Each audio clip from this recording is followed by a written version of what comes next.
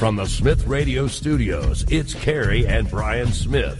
This is Smith Radio.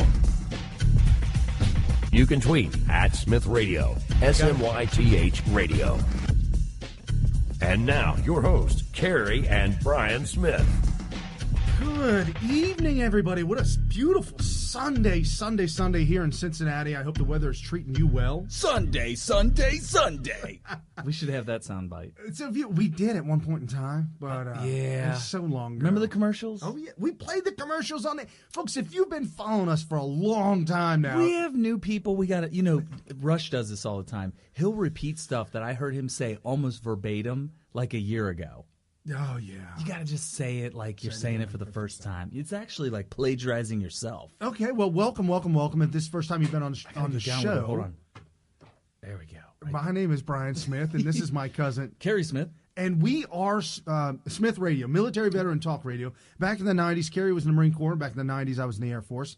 We've been talking back and forth about politics for hours and hours and hours on end. Sometimes we'd have marathon hours, 3, 4, 5-hour talks on the phone for the last 10, 15 years. And I've said this before, but I've never said it to you. But did you know I fell asleep on you a couple of times on those calls? No.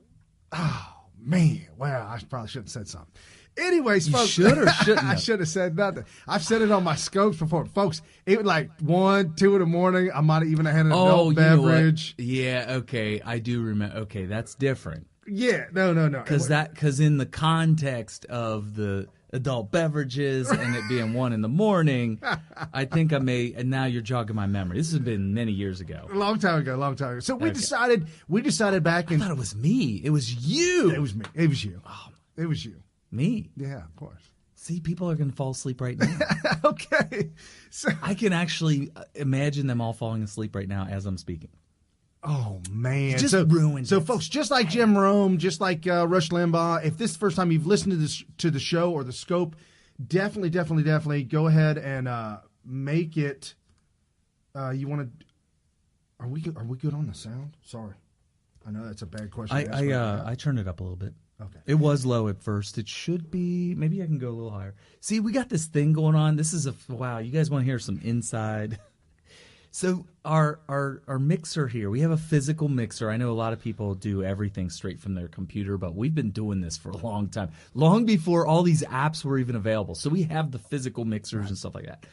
And this strange phenomenon's happening where every week we do the show, starting about a month and a half ago, I've been having to crank the knob up, just a tweak, a little bit every week.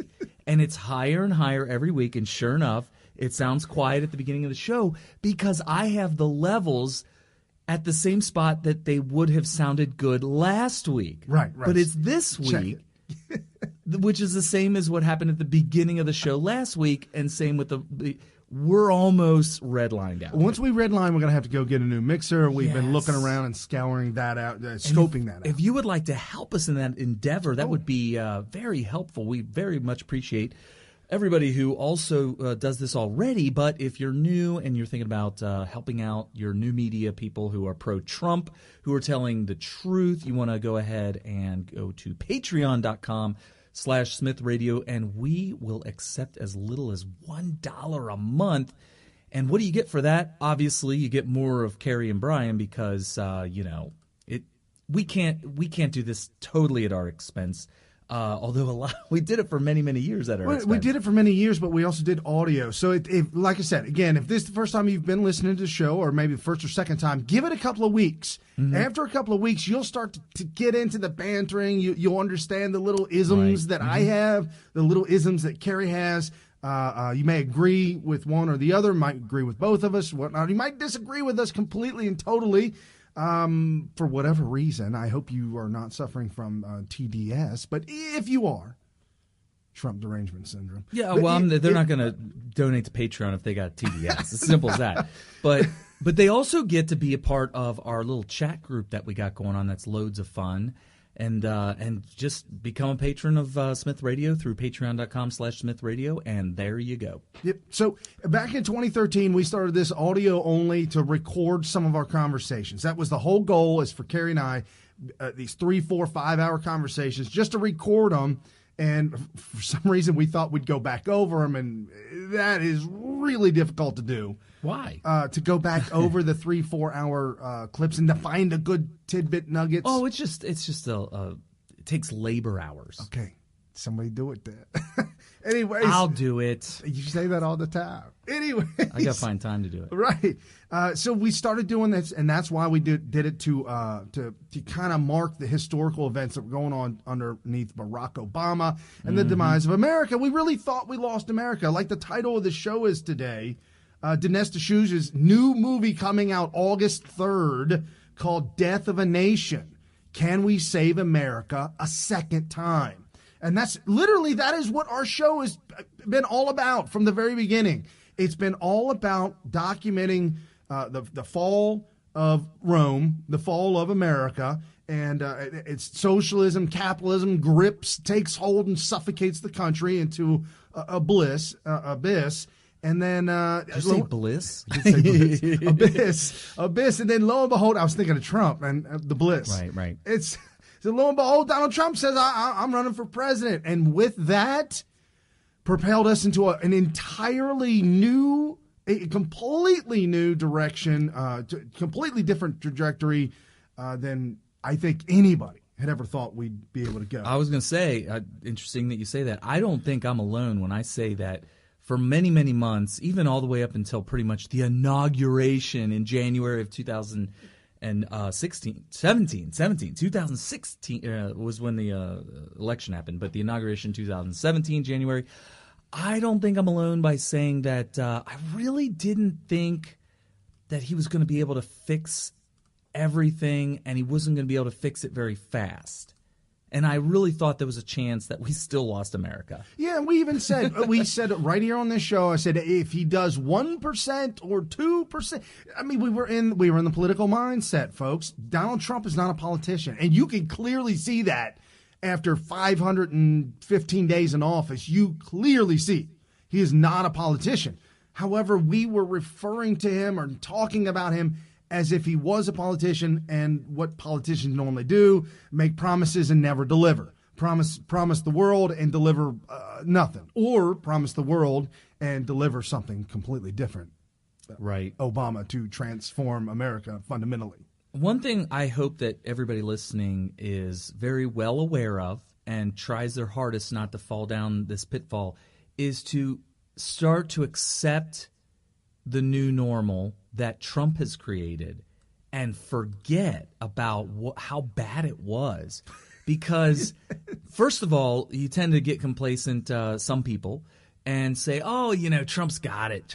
We don't need to vote for him. Everybody's voting for him. I don't need to waste my time. They got it. Somebody else will vote for me.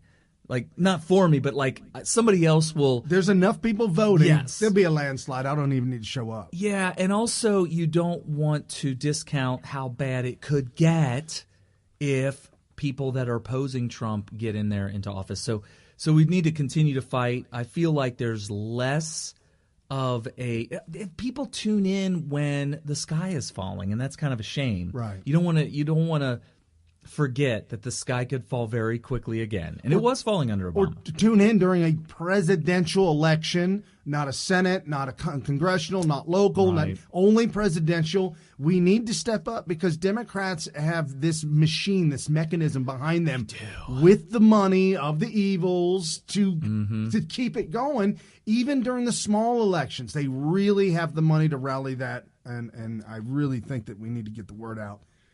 We need to be involved in those too. We are. But you and your locale, you absolutely need to be involved in it. And if you don't know who to contact, well, get a hold of one of us. We'll figure out who to contact. We've got people in the highest of places, if you will. And all over the country, too. Absolutely. Yeah. So you can, and if you want to ask Kerry a personal question, or if you want to DM him on Twitter, it's at Smith Radio, SMYTH Radio, and I'm at Brian P. Smith. If you want to email Kerry at smithradio.com and Brian at smithradio.com. You can email us, whatever. Yep. And if you have those questions, we can find the right people you need to be hooked up with. Always responding, too. I'm not one of those prima donnas that are like, I'm I'll get to maybe one email a year. No, I respond to everybody. So. Carrie's real good at that, without it. And when we were on to a fault, right? we were on a camping excursion this past weekend. If you were tuned in to us on Twitter, I did a scope about it. It was kind of fun, a lot of fun.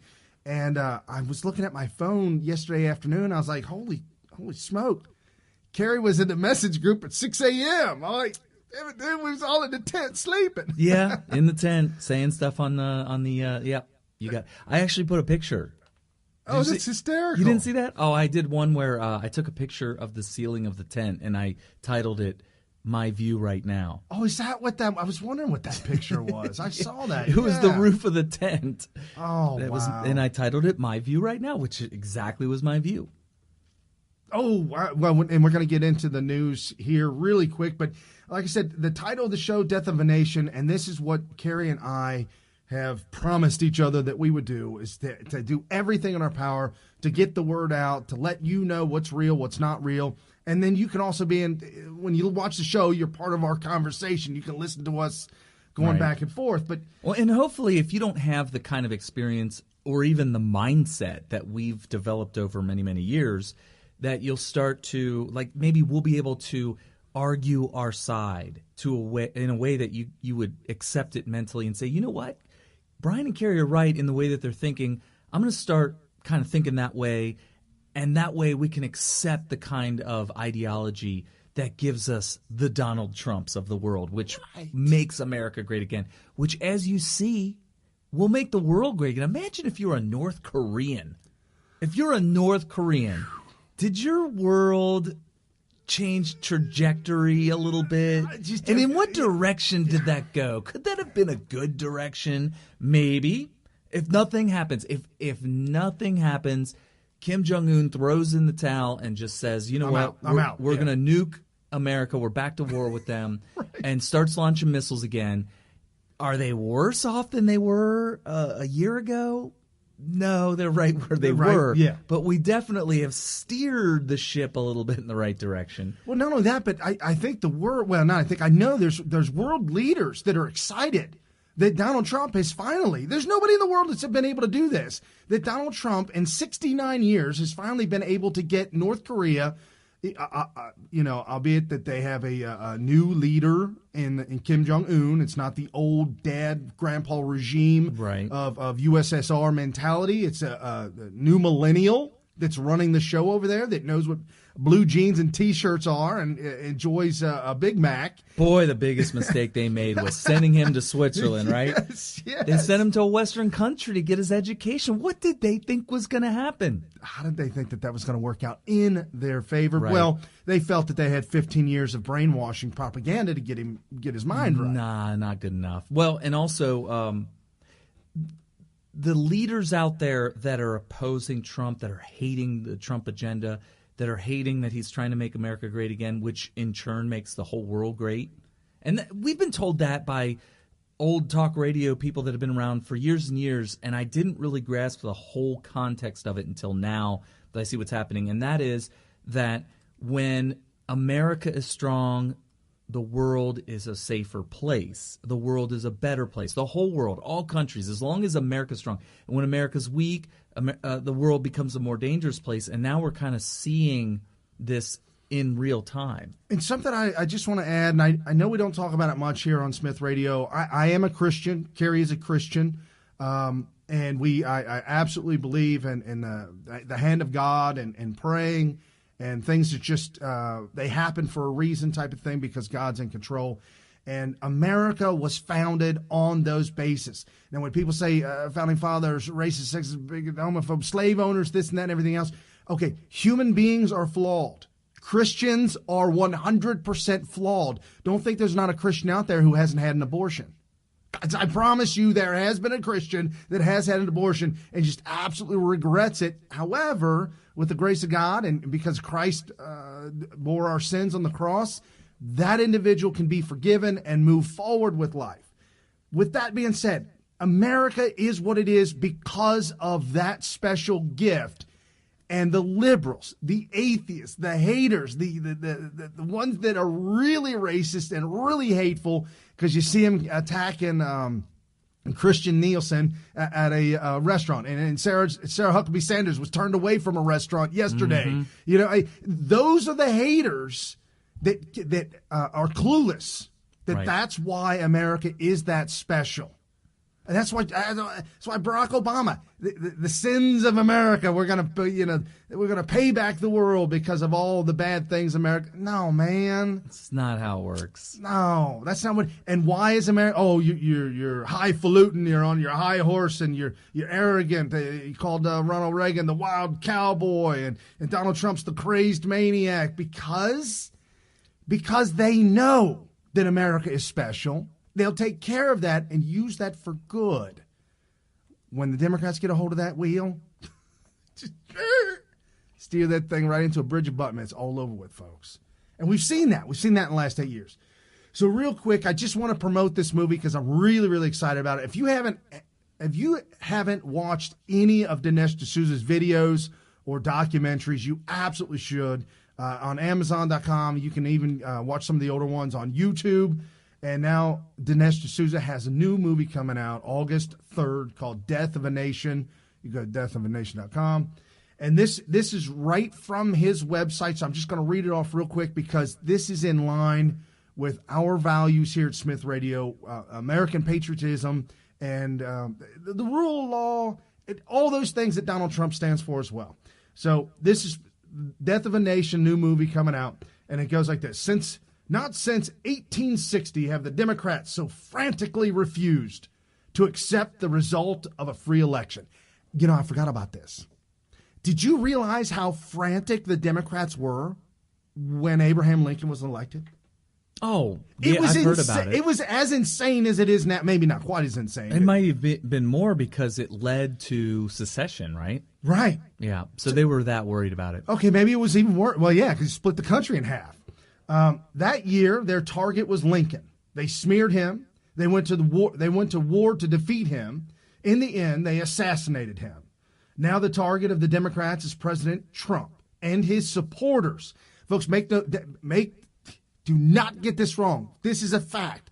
Your family are under attack right now, and this show is going to show it to you. I've got all kinds of sound clips from this week of the media hating on us, just average Americans, as well as the Democrats calling for violence against us, average working Americans who voted for Trump. So now the target is President Trump and his supporters. The left calls them racist, white supremacist, and fascists. These charges are used to justify driving Trump from office and discrediting the right by any means necessary. But which is the party of the slave plantation? Which is the party that invented white supremacy? Which is the party that praised fascist dictators and shaped their genocidal policies and was in turn praised by them? Moreover, which is the party of racism today? Is fascism now institutionally embodied on the right or the left? Through stunning historical recreations and a searching examination of fascism and white supremacy, Death of a Nation cuts through progressive big lies to expose hidden history and explosive truths. Lincoln united his party and saved America from the Democrats for the first time. Can Trump and we come together and save America for a second time? And you'll see this when you go to the website, Dinesh D'Souza's website. This is the trailer, just a minute and 42 seconds. It's not actually an official trailer. It's just one that he put up. They're still, I guess, putting a trailer together for this movie. So this is just kind of something that he put up that was really, really good, that kind of sets off the movie. He's a man of a searching and versatile intellect. He is a man who can bridge cultures and understands history and scholarship and politics and theology and philosophy. My guest this week is an author, a filmmaker, a former policy advisor to Ronald Reagan. Mr. Dinesh D'Souza.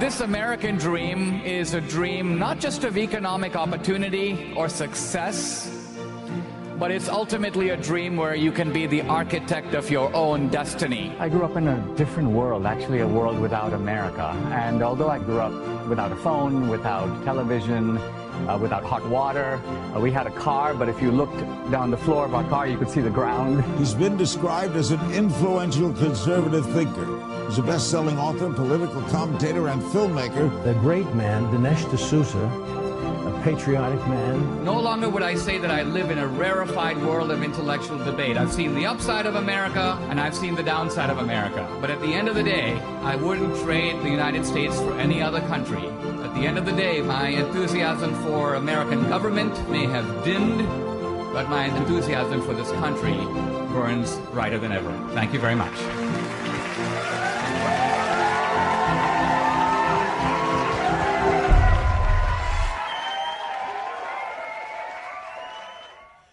So excited to see this movie. So absolutely excited to see this. I've seen every one of Dinesh D'Souza's documentaries, and I absolutely love them all. There was one that Carrie and I watched back in the day, Barack Obama, or Obama, love him, hate him, you don't know him. And that was just before 2012, an election where Mitt Romney threw it under the bus and just walked away from it. But anyway, he talk about stealing defeat from the jaws of victory. I think we know why now. Oh, look, it would have been way too cynical to say it back then, but we know now that there are people in the Republican Party, and we can point them out. To us, it's obvious.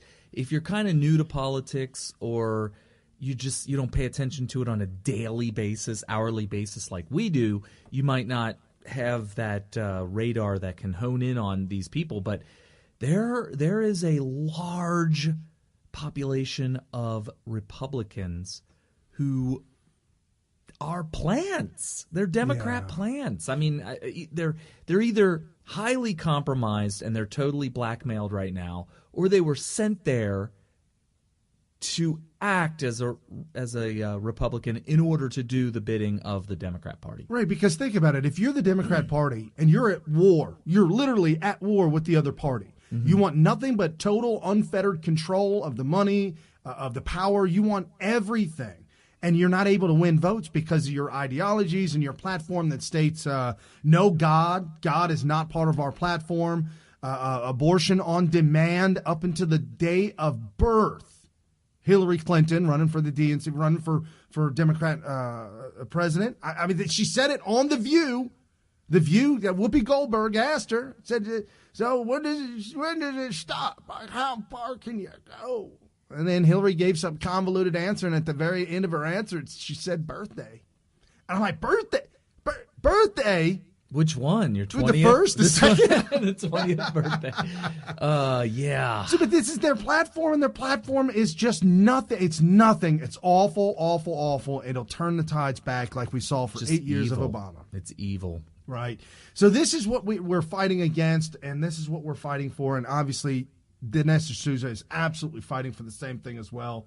And real quick, this is, if you don't know Dinesh D'Souza, you should get to know him. He's on Twitter. He's got his website, DineshD'Souza.com. And Breitbart News, if you don't know Breitbart News, Breitbart.com, BRIETBART, Breitbart.com. They have interviewed him. They've got all kinds of stuff on him on their website as well. Really good website to watch and monitor, as well as a couple other ones. If you're new to politics, townhall.com. There's a good one. There's a good conservativetreehouse.com. There's a good one. Right. Gateway Pundit, friend of ours, Jim Hoff. There's a good one. Smithradio.com. True Pundit also, which is Thomas 1774 Paine. There's a lot of good, and of course you follow all the right people on Twitter who are breaking news and scooping everybody in mainstream media, and also giving you the truth as opposed to the mainstream media, and even exposing the lies of the mainstream media. So that is true. That's really what it boils down to, and you got to get plugged into this network. Yep. Once you get plugged into it and you see it, it's a very easy path to go down. Right. You will be enlightened. You will be woke. Did I use that right? Yeah, I'm trying to get with the kids. Well, we stole the term woke, originally woke, and I didn't know this until after I was using the word woke as being red-pilled. Oh, okay. Turns out woke comes from when a young black student learns of how racist and anti-black America is. They called that woke. Oh, they called that woke, and so that's part of the propaganda. And we stole it, huh? Oh, totally stole it. Just like fake news. Do you know that the phrase fake news was brought out by the mainstream media to describe the new media on the right? Us? Yes. Bastards. It lasted about a week. As soon as we realized what was happening, we were like, what? We started blasting all of social media with examples.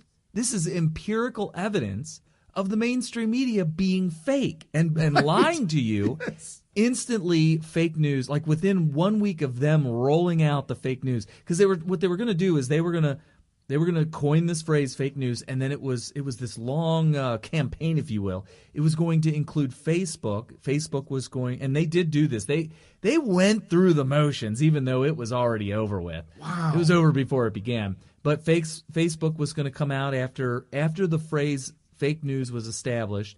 Facebook was going to come out and say, we're going to combat fake news by using all these crazy algorithms and whatnots to prevent fake news from being able to be distributed, even promoted on our website. Well, by the time they came out with that, we had already completely hijacked the hashtag. So it was actually kind of hilarious.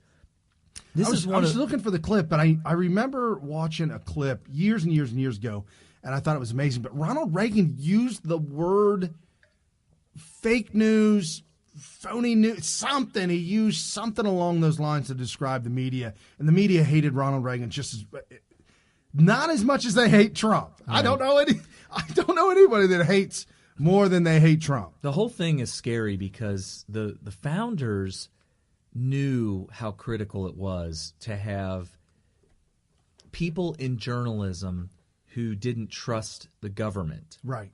And so, look what we're doing. We're being super cynical of government. We were under Obama. Now it's like, okay, Trump is the president, but what power does he have when the deep state, which is the permanent government employees, the bureaucracies and whatnot, that are basically Obama's deep state, right, Obama's bureaucracies, right? And so we have this cynicism. But the founders wanted and this is the genesis of the First Amendment, they thought it was critical. This could not happen without a very strong and very well followed and very honest news media. Whether it's print, back then it was, the press is what they called it because they were literally pressing the pages out with a printing press. Yes. Now we have the internet and all that kind of stuff. But and it was understood by them that with freedom of speech, you could print lies. Right. And you could also call for the assassination for the president. Yeah, they had complete unfettered freedom of speech. But here's the thing. It was understood that if you were to lie, your credibility would cause your readership to go down, which would mean less revenue for you to the point where you might have to close up shop. So they knew, or they felt it was important to have credibility. That was the only way you were going to stay in business. Right. Fast forward all the way to nowadays, and there's a couple things going on. Number one, once you propagandize the public, starting from kindergarten, and now they want to start it at pre-K. Oh, they want as soon as the baby's out the womb. They want to start with the propaganda. You need to get that kid to school because it'll be much more advantage. Right. So what they're doing with indoctrinating your children in through the Department of Education is prepping your kid to accept what is told to them by certain media outlets. And it would have to be the properly approved ones, which are your ABC, CBS, NBCs, your ESPNs, which apparently they're into politics now, your cable news like your CNN, MSNBC, and whatnot. And they will accept what is told to them by those media outlets as truth because they've been propagandized throughout their childhood through the curriculum put together by the Department of Education. This is how it happens, folks. Right. And if you've been listening to some of our scopes throughout the week, or you listen to the show, I refer to an individual named Gen X. He's become a celebrity. He's become a celebrity of sorts. Yeah. Does he actually watch this? No, he couldn't possibly. Oh, he couldn't, okay. That's a he shame. couldn't physically do it. Couldn't physically. He's 39, 40. He's got the mentality of a baby boomer at the same time, Really? Mentality of a millennial, and he's kind of stuck in between. And he's a die-in-the-wool liberal, hardcore liberal. And I try to figure out, folks, don't do this anymore. Don't ever try and figure out a liberal. If you know someone at work and you're like, I'm gonna work on them, I'm gonna get them to change. No, Well, you can figure them out. You just don't want to work on them. yeah, and I don't work like that. I mean, because I literally Friday I said to myself, okay, I like the guy. I mean, he's an all right guy, just in general. But when it comes to politics and ideology, he's absolutely insane. He's nuts, beyond nuts. Have you ever stopped him and said, Gen X, whatever his name is, have you ever pondered on the possibility that something you believe could be wrong? No. Why wouldn't you say that? I'm answering for him. I know him that well. Oh. I'm answering for So him. you think you're right about everything that you believe? Come on, man. Well, has it ever occurred to you? Because this happens to me all the time. But At this point in time, he would have walked away. okay, that's the problem. I just shut. I honestly, if somebody were to say, Carrie, you seem like a different kind of person, different cat, you're a little different. Not light and loafers different. I like the cut of your jib. Yeah, no, I like the cut of your jib. What do you think is the thing that makes you different from almost everybody? And I've already probably figured that out. I mean, there's other things too, but like I really stop and really brainstorm when somebody truly believes something totally opposite of what I believe. I stop and say, am I the one that's wrong about this? I need to look into this. I might be wrong about it. He might be right, and I might be wrong. And I will either do research, or I'll do a thought experiment, or I'll do the philosophy behind it, and I will turn over every stone until I try not to be biased about it. Most people are like, well, I mean, the reason I believe it is because I'm right. You know, that's bias, right? So I try to be totally unbiased about it. Like, I want to prove that I'm the one that's wrong and he's the one or she's the one that's right. I want to prove that. That's completely opposite of a liberal. That is the complete opposite mindset of a liberal. Which is probably why I became conservative, because I actually was liberal at one time. And by doing that little thing, which is, he totally disagrees with something I believe in, that I believe is right. Right. And they believe that they're right, but we do not agree at all. I wonder if they're right and I'm wrong. Well, I did this as a Democrat. Oops. Yeah. That's how you get one to switch a party. That's your red pill moment. You can red pill yourself. Yes. It's as simple as that. You don't need somebody to say, here. Well, and now you have, you have these folks on, Black Americans that are starting to red pill themselves because now they're questioning. Right. It's a combination. Just question everything. Like, I feel that Candace Owens probably red pilled herself. I've never heard her say, well, I talked to this one person and I just got red pilled or whatever. I feel like she did herself too. But I also have seen other black men and women who they remain closed-minded because there's a lot behind it, and then all of a sudden another, like a Candace Owens, will be totally red-pilled, and then all of a sudden they're like, wait a minute, Candace Owens? Hold on a second. And then all of a sudden there's a little bit of a crack in the defense because the wall's up, right? And then the crack is in the defense, like, well, let me hear this out, and then boom. Kind of like when Kanye West said, I really love the way she thinks. Yes. So. Well, not only that, but think about this, folks. She made the comment. She said it would be easier to, as a black American, it would be easier to go to your parents, tell them that you're coming out of the closet and you're gay. It would be easier to have that conversation than to tell them you voted for Donald J. Trump. Wow. That's a problem. And we've got new information, a lot of polling numbers, a lot of numbers that are coming out.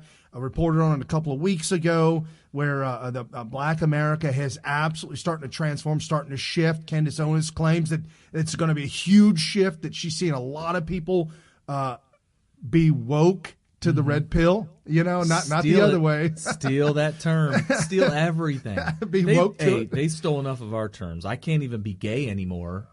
You can't be gay, and I'm not allowed to have a rainbow in my car. Right. Otherwise, I'm saying something I shouldn't be saying. I'm not saying I'm a Christian. I'm saying I'm... Yeah, because the rainbow originally was a sign from God saying that he's not going to flood the earth again. And they stole it. Anyway, and gay is happy. Right, correct. There's a restaurant, bar? The Gay 90s. Yep, right here in town. Yep. Called the Gay 90s. As a kid growing up, I don't know where it went. There was at one point I was like, what is that place? It has the word gay on it. It was during the 80s when we were exposed to... Yeah, we were coming of age and whatnot. Well, and AIDS was all the rage. Mommy, why is that place called Gay 90s? Not only that, but Carrie and I, we never talked about this ever, but we've since spoke of it, and we both had the same feeling. We were all dying of AIDS in our teenage years. When I was 12 years old, we were very worried about. I was going to die of AIDS. Ryan White. I'll never talk about fake that news. word is on the tip of my tongue for the rest of my life. Ryan White. What happened with that?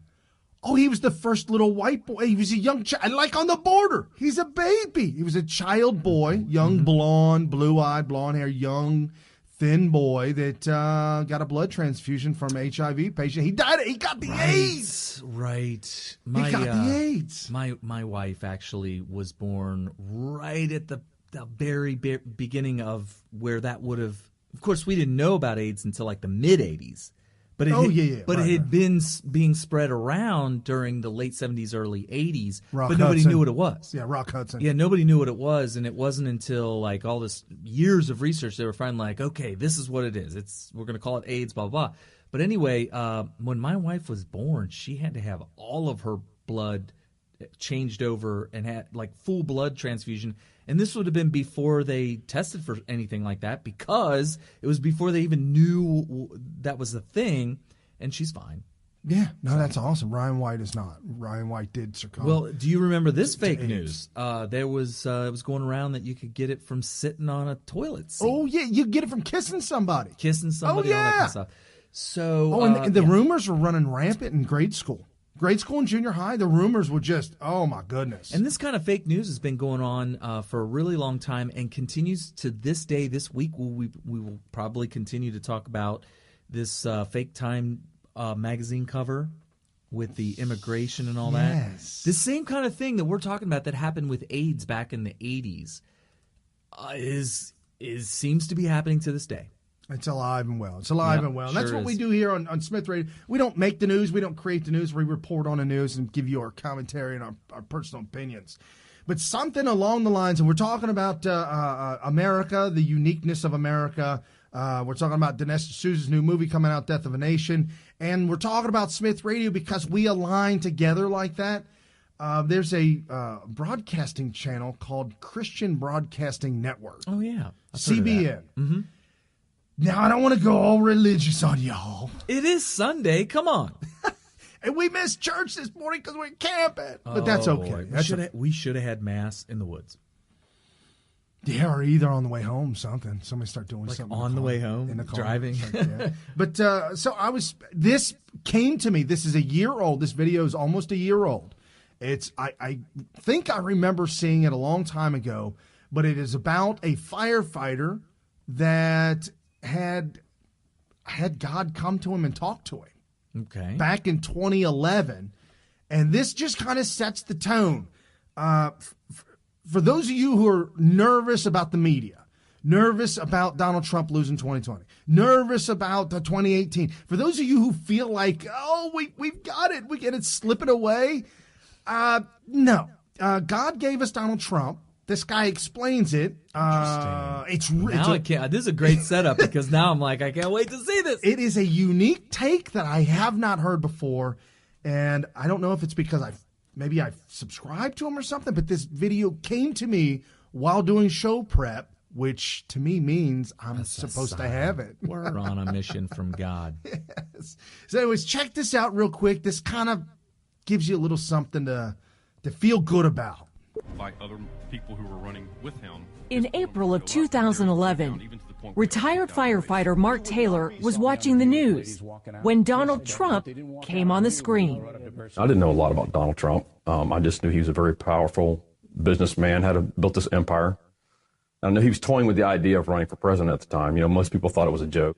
Well, he's kind of a comic book figure. I mean, he's a show-off. He's a sideshow who threatens to swallow the Republican Party. So I'm listening to him on an interview, and all of a sudden I just heard the voice of the Lord say, "You're hearing the voice of a president." Mark went into his office, got out a pen and paper, and started to write what he says the Holy Spirit told him. You know, he was saying that basically that America was going to prosper like never before. Israel and America, the ties between the two countries would be stronger than ever before. The dollar would be the strongest it was ever been. The economy is booming under this president. We're up 254 points, 21,000 on the Dow. It was very detailed as far as what God was showing me. And Mark, this was 2011. This was 2011. Before he'd ever announced. Before he ever announced. At the time, Mark suffered from an illness making him so lethargic he had to stay home. That's when he sought help from well-known Christian physician Dr. Don Colbert. During one visit, Taylor shared the prophecy with Dr. Colbert and his wife Mary. Well, as I read this prophecy, I saw the Father's rhythm throughout the whole prophecy, and I recognized the rhythm. You know, our frequency, you could call it, because God has his own frequency. I literally collapsed into a chair because I was reading it standing, and I just collapsed in the chair and stood there looking at it in shock, thinking, Donald Trump is going to be our next president? Mary knew if the prophecy were to come true, it would take a lot of prayer. As I began getting the prophecy in the hands of major leaders across the country, the body of Christ, people that I knew that were influencers within their church, what I did is I started a prayer chain, 15 minutes a day, started on Labor Day. The Lord instructed me to do it on Labor Day. He says, this is going to be a labor of love. Taylor originally thought the prophecy would happen during the 2012 presidential election, but it was not to be. Thought I'd missed it. I truly missed it. Then, on June 16th, 2015, I am officially running for President of the United States. Mark's prophetic word suddenly didn't seem so far-fetched. Still, most people didn't take the billionaire businessman seriously. He would not be the commander-in-chief we need to keep our country safe. Donald, adults learn not to interrupt you. Yeah. As the race for the White House grew heated and ugly at times, Colbert had moments of doubt and called on God for confirmation. She says he told her to watch the upcoming Belmont Stakes in June of 2016, where the horse named Creator beat Destin by a hair. It was Creator and Destin right on the wire. The headlines, CNN headlines, Creator wins by a photo finish. I sat back in my chair, Wendy, and I just, God, you're really going to do this. The horse's name was Creator. Creator. And God's the creator. He's the creator. I win. When election night finally rolled around, Trump's win astounded the most experienced political journalists. Well, my crystal ball's been shattered into atoms here because I predicted the exact opposite of what happened. Taylor says God used Trump to stop an anti-Christian agenda that was taking hold of America. The enemy's timeline has been denied by the Most High God, and it's through Donald Trump. A lot of this is being denied right now. And what God is saying right now is no, it's not time right now, because there's many, many things that God wants to accomplish on the earth right now. But Taylor says there's one part of the prophecy that hasn't come to pass yet, regarding the news media. Fake stories are being reported. A lot of bad things are being reported that aren't true. So the news media would be captivated by him, and they would even begin to agree with him. That's the only line in a prophecy that hasn't come to pass yet. So we have to ask ourselves, what's fixing to happen to make the mainstream news media to begin to agree with him? What is fixing to happen? I know it too. God's going to clean out the news media. God is looking for his people right now, his millionaires and his billionaires, basically, to come in and start investing in these places and buying them out, taking over. God's going to rebuild them and restore them because there's no spirit of truth in them right now. And that's what God's going to restore. Taylor believes Trump's victory is just the beginning. The fireman prophet also predicts the church will thrive and America will see a great move of God. The army of God will have victory after victory after victory. And I love what President Trump always says. He says, you're going to get sick and tired of winning if there is such a thing. And that's going to be the same way for the army of God. It's going to be victory after victory after victory.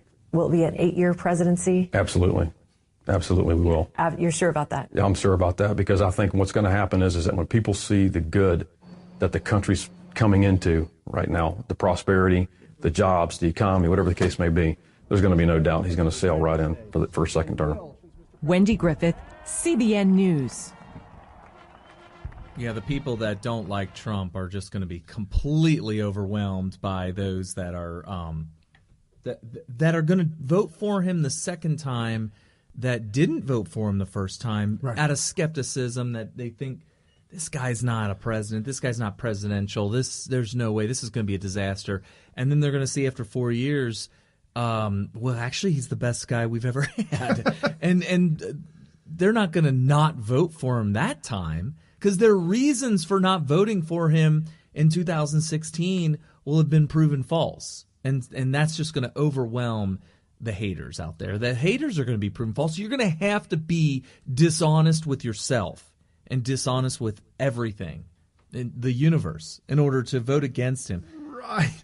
Even Fox News pulls up a clip from CNBC or NBC, one of the screaming talking heads, pulls up a clip where a woman on the show says, one of the commentators says, it's the economy, stupid. I always like that, because they always have to say, it's that old quote, the quote that everybody knows, and then they say it. Because if you don't preface it with the quote, it sounds like you're calling the person you're talking to stupid. Right? So I like, yeah. Somebody actually called up Rush Limbaugh's show and said that.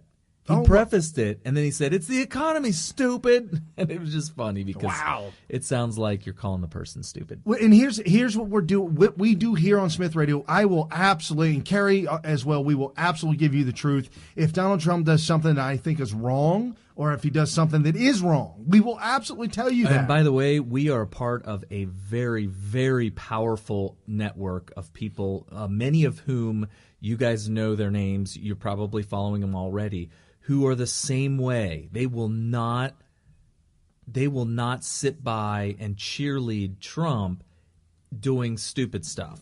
So that is not going to be an issue.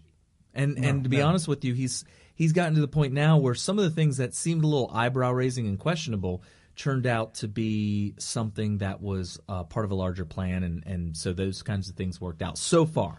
But he is a human being. He's not a deity. So obviously there's going to be mistakes. But anyway, to this clip. Yeah, this is Fox News. Economic growth is up and unemployment is down at an 18-year low. The economy under President Trump continues to boast some impressive stats.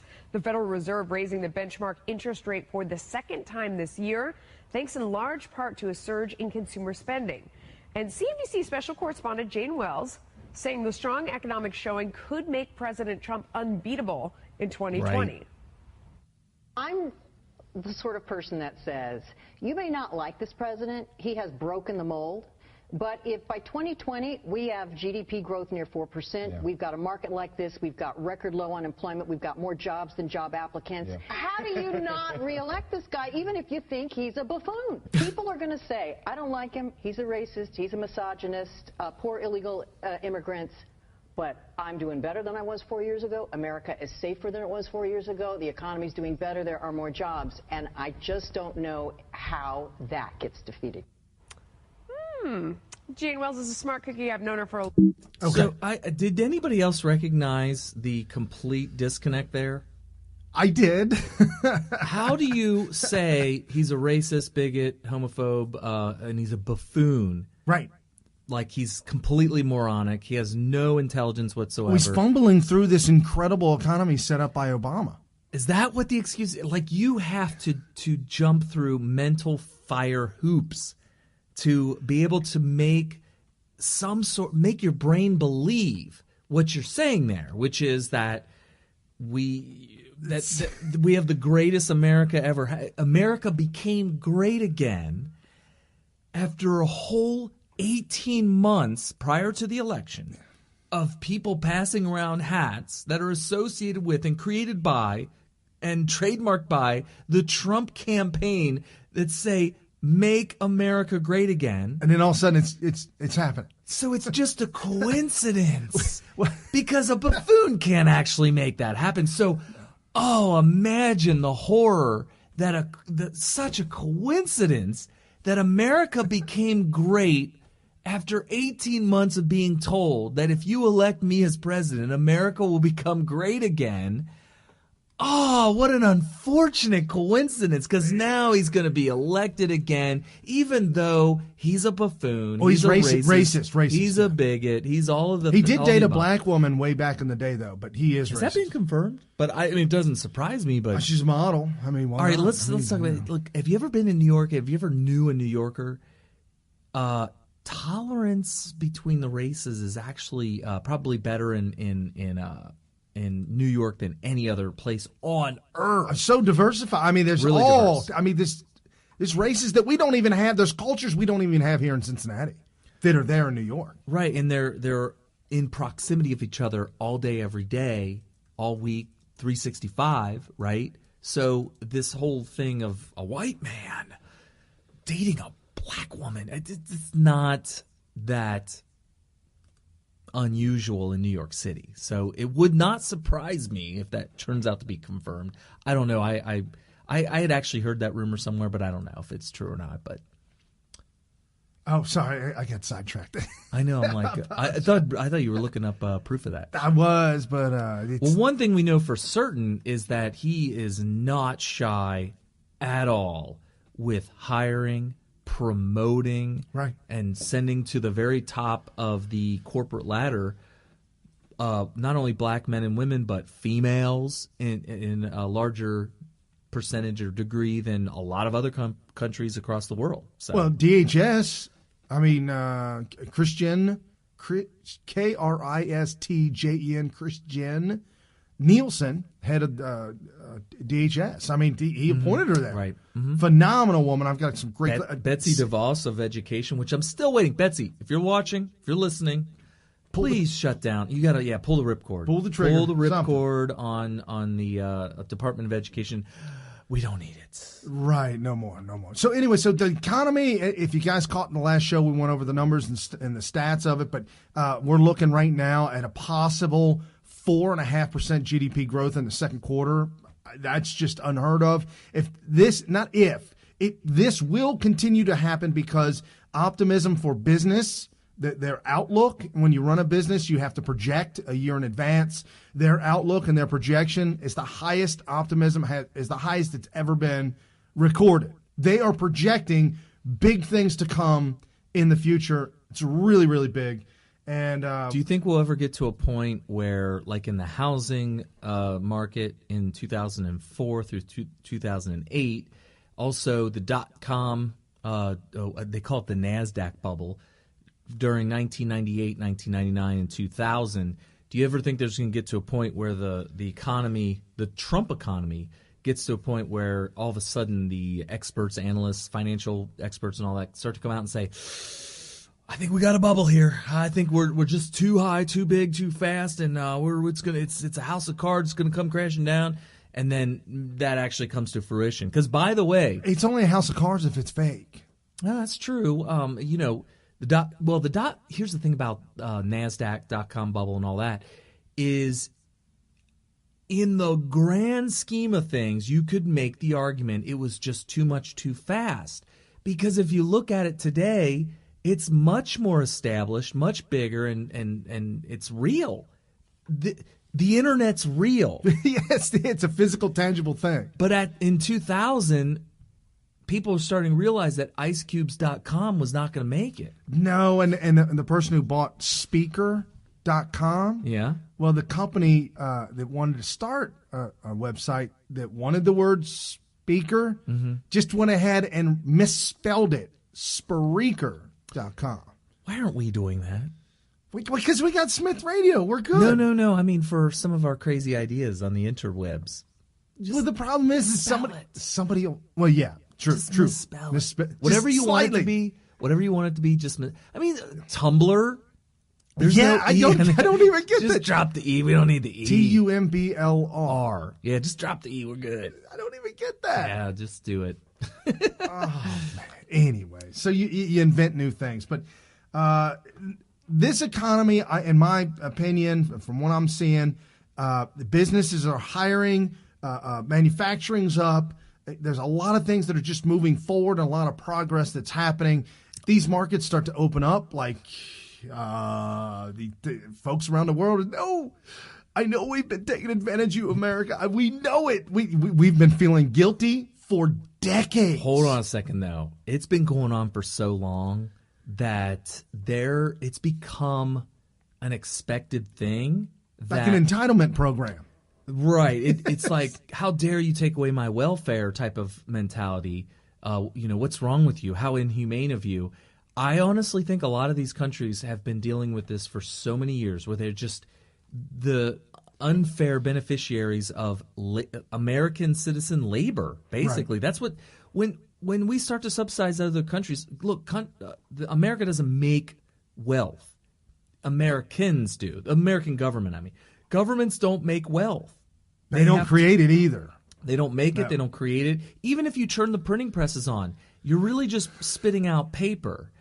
When you assign wealth to the paper that's being printed out by the government, you're taking wealth from the citizens. A lot of people don't realize that. I'll give you a perfect example. If you have a fixed income because you're elderly and you're getting back the money you put in from Social Security, so you worked your entire life and they're giving you pennies on the dollar in the form of Social Security payments, and it's a fixed income. Let's say you get $1,000 or $1,500 a month from Social Security, and all of a sudden the government decides to turn on the printing presses. And they're flooding the world with dollars. And these are the same dollars you're getting for your retirement. All of a sudden, that money doesn't go as far. It goes. You don't have that buying power anymore. Right. So even though you're still getting that $1,500 a month or whatever, $2,500 a month or whatever you're getting, it doesn't buy as much as it used to. And why is that? It's because the value of the dollar dropped due to the printing presses making way more dollars than needed. But the government did this in order to start subsidizing, pallets of cash to Iran, this kind of stuff. Right. And so they're actually robbing from the elderly, people that are on fixed incomes or people who aren't expecting a raise anytime soon or whatever. They're stealing from you. And when Nancy Pelosi talks about Medicaid, Medicare, and stuff, when she says stuff like that, it's really her that's stealing from that. Right. Because she said just a few weeks ago, maybe even a month ago, she said, we will take back the power from the Republicans. When we do, we will raise taxes. They're going to raise taxes? Raise the taxes. Get you into Texas. She did say that.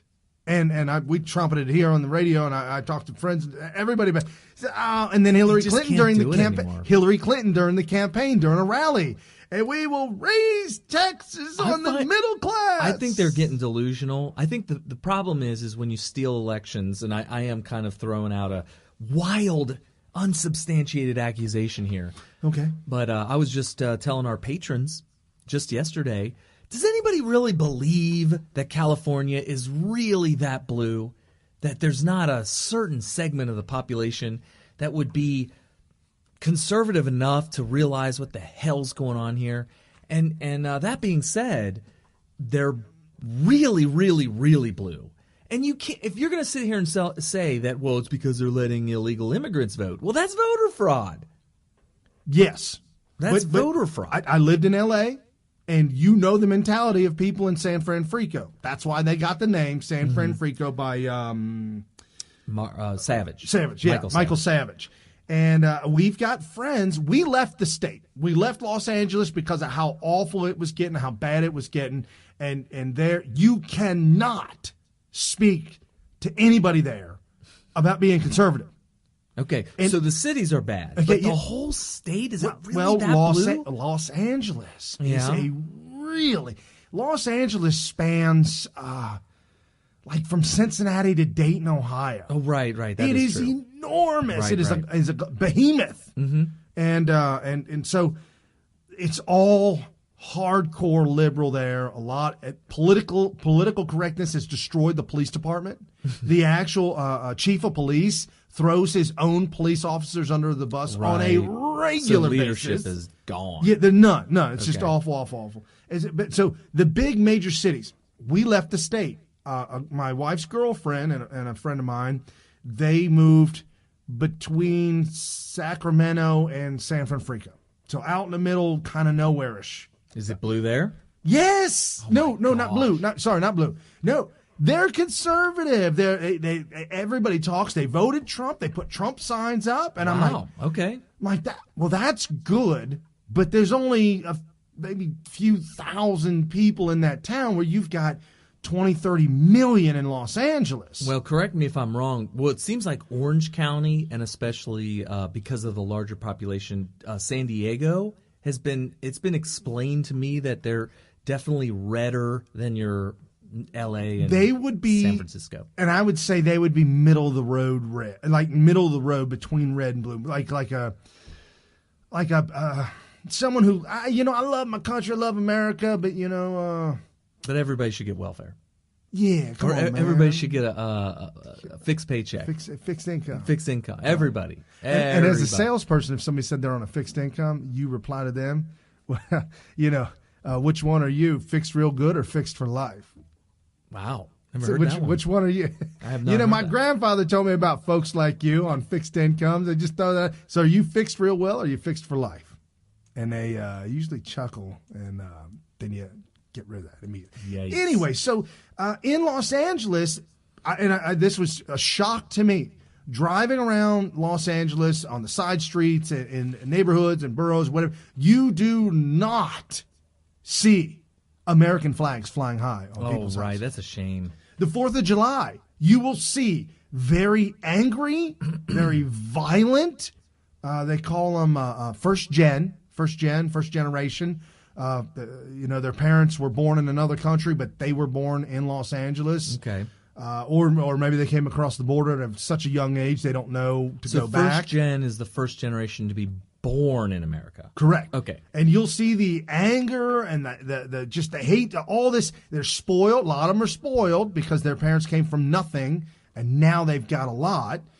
Real spoiled. And they'll fly the Mexican flag on the 4th of July. They'll stick it in the back of their truck or attach it to fix it to their car or have the little, baseball or football flags that you attach to your glass window. You roll the window up, and that's a Mexican flag, or Honduras or Guatemala. There has been no cohesive assimilation to America. That right there is going to be the downfall of the illegal immigration problem. Even if legal immigration, it's going to cause citizens to want to curb even legal immigration, because if you can't come here and say, I want to be American, I want to be a U.S. citizen, then you shouldn't be here. You don't belong. It's that simple. You do not belong here, and I'm not afraid to say it to anybody's face. You don't belong in a place that you don't want to be. The whole thing. You can be of Mexican heritage and fly an American flag and be a patriotic American because you love the country you're in. You don't come here and say my allegiance is with this other country, the foreign country outside of America, and you guys suck in America. That's not going to fly. You're not welcome here. Nope. It's as simple as that. And I have close. I don't want to say any more than that, but there's these two girls that I know, two women in Los Angeles. When I first met them, they were 19, 20, mid-20s. My wife knows them too. And the one that is a struggling artist, as they always are, struggling artists usually are the most lib. It blows my mind. There's something to do with the brain. Right, and when I met these individuals, the one that's the struggling artist, I'd already started a construction company, and things were going well because the economy was going well, and it was really easy for me to get jobs. So things were really coming to fruition. It's really happening. But a lot of blood, sweat, and tears. I made a bed in my shop that folded out from the wall, and I slept in my shop till I could get off my feet. I'm serious. It was all me all day and just focused on work and building this company. That she did not see. Okay. All she saw was that I had it, built it, and she made the comment to me, oh, it was easy for you because you're white and you're a man. Yeah, it's pretty messed up. What? She could have done what you did and probably been at least as successful. Well, she's starting to learn that now. She's in her late 20s, and she's been struggling and working hard. She's doing a very great job, and she's being noticed by people in her industry. And she's got money, revenue coming in. And so I think she's starting to wake up and starting to really see it. But back then, 10 years ago, it was, she'd flippantly make the, oh, I'm Mexican. Next time you see her, say, it's because you're a woman and you're a POC. No, no. Person of, yeah. So, but no, she made the comment, said, oh, I'm Mexican. I said, no, you're not. And her sister even said, she's like, oh, no, we're Mexican. I said, no, you're not. I talked to both of your relatives, both of your family members, your parents and some of the other folks. Mm-hmm. One part of your family is from France through Mexico to America, one generation, straight from France. The other one from Europe to Mexico and then into America. But one single generation was in Mexico. You can go, well, that's fine. But and they were born here in America. Right, that's what I was about to say. You could be totally 100% of Mexican heritage or whatever country. And if you're going to say, I'm Mexican, you need I guess the proper follow-up question is, oh, you're not an American citizen? Yeah, yeah. I got papers. Oh, yeah, dual citizenship? No, because Mexico doesn't allow that. Oh, okay, so what you just said you're Mexican. You know what I mean. I do? They would walk away from you at that point in time. Yeah, right. No, I would challenge that because it's like an allegiance thing. By the way, I found the citizenship papers of one of my ancestors way back in 1840. Holy smoke. Oh yeah. I was going through papers. It was interesting. I first found a copy of it. Back then it was called a Xerox. It was found by somebody. Seriously. You mean Xerox was around in 1840? No. Somebody found it when Xerox was first invented or whatever back in the 60s, whenever they first started doing copies with Xerox, and made a copy of it. And I found this old copy from the 60s, and I was like, wow, this is so cool. This is a copy from a paper from the 1840s, 1840 to be exact. And then I found a big old envelope, the big yellow ones. Opened it up, and there was something wrapped in plastic. Pulled it out. It was the original. No way! Yes, the original. So Holy I was like, you got to take care of that. Actually, it's in the hands of an aunt right now. But well, she'll take care of it. She's good to go. Probably not. She hates us all. She'll probably burn it. She probably already used it for kindling. Oh, is it an aunt on our side or your mom's side? My mom's side. Oh, wait, there ain't nothing. Ain't nothing to do about it. So anyway, this is a citizenship paper. The ancestor was from Germany. Okay. Actually, to be Oldenburg. Might have been Prussia, wherever it was. It was somewhere where modern day Germany probably is. And apparently he was under the Duke of Oldenburg, and it said right on there that I swear to renounce my allegiance to and then it was a blank line, and handwritten in was the Duke of Oldenburg. So he had to swear to renounce his allegiance to the Duke of Oldenburg in order to be accepted as an American citizen. And that's really what it boils down to. If you come here from Honduras or Guatemala or whatever, I think that it's proper that if you want to stay here permanently and never go home and become and do your pathway to American citizenship, you obviously should renounce your citizenship of the other country and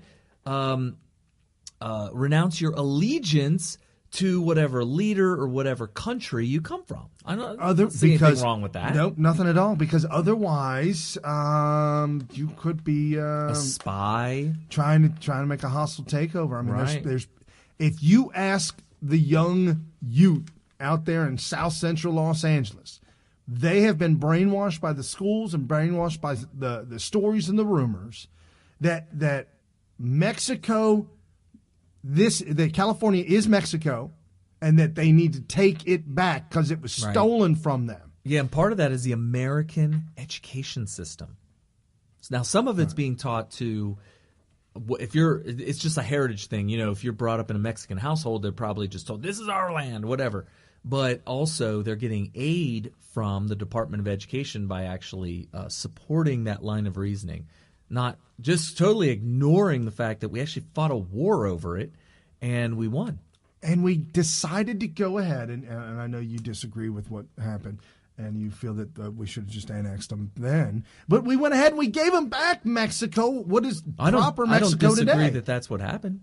Oh, no. Yeah, but, we let them keep. I mean, but you believe that we should just annex them now. Well, we could have kept going. I think that when we fought back to near where the border is today, that has actually changed a little bit since then because of the railroad and whatnot. Right. But anyway, that's where we stopped. But yeah, they could have kept going and said, let's just take over all of Central America. It's very possible. I'm just saying that these days, because of the state of the Mexican government, that I don't think it's no good. Too far out of the realm of just brainstorming, thinking outside the box a little bit. Go ahead and annex them. Yeah, that's me.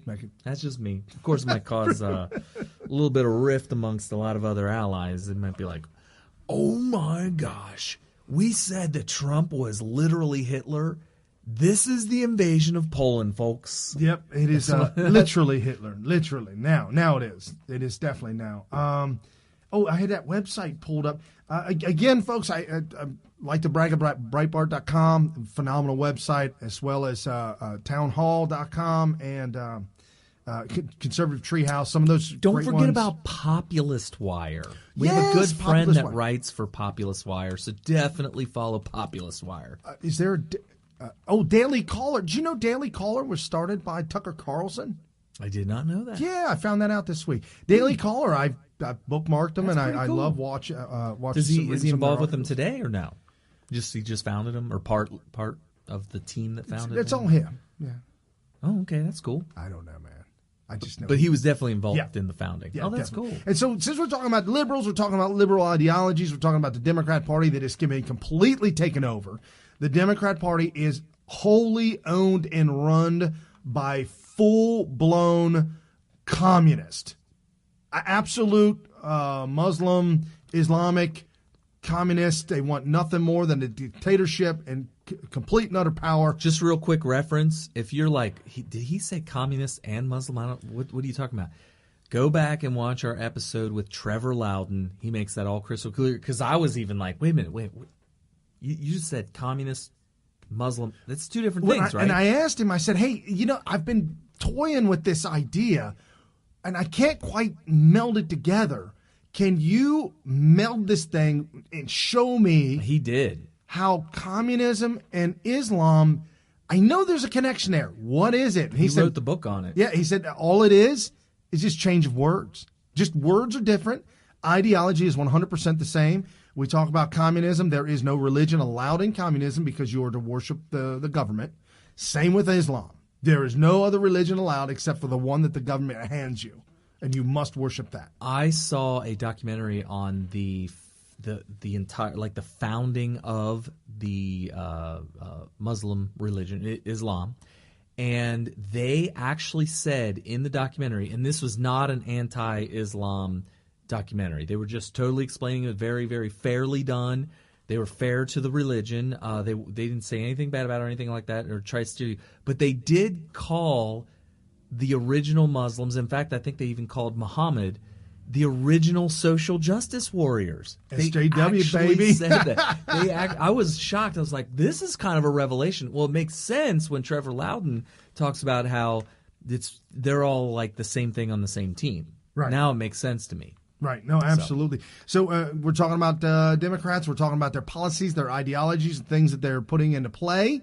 Here's what the Democrats in California are doing. California Department of Justice warns less than a week to register bullet button assault weapons. Bullet button? I did not know what a bullet button assault weapon was, so I had to look into it. Please explain, because I am like, what? Well, apparently, in California, the Department of Justice, DOJ in California, has put a time clock. There's a countdown timer to Doomsday, and Doomsday is the day when bullet button assault weapons will be completely banned. What is a bullet button assault weapon? Okay, Carrie, you know the rifles that have a button on the side to eject the magazine? Yeah. Mm-hmm. And some of them, in the article, they said some of them you hit it with a bullet. You poke it and it drops out. I don't know what that sounds like, something broken. The M16 or AR-15 for you civilians out there is just the thumb button. You just hit it and the thing drops out unless it's dirty, and then you got to pull it out. But right. Well, just like my 9mm and my wife's 38, there's a little button on the side. Drop it. Well, apparently they are eyeing to stop someone from ejecting a magazine and quickly putting another one in to continue firing. So, first of all, this is clearly, if you know what the purpose of the Second Amendment is, then you know instantly this is clearly a violation. But how does it work?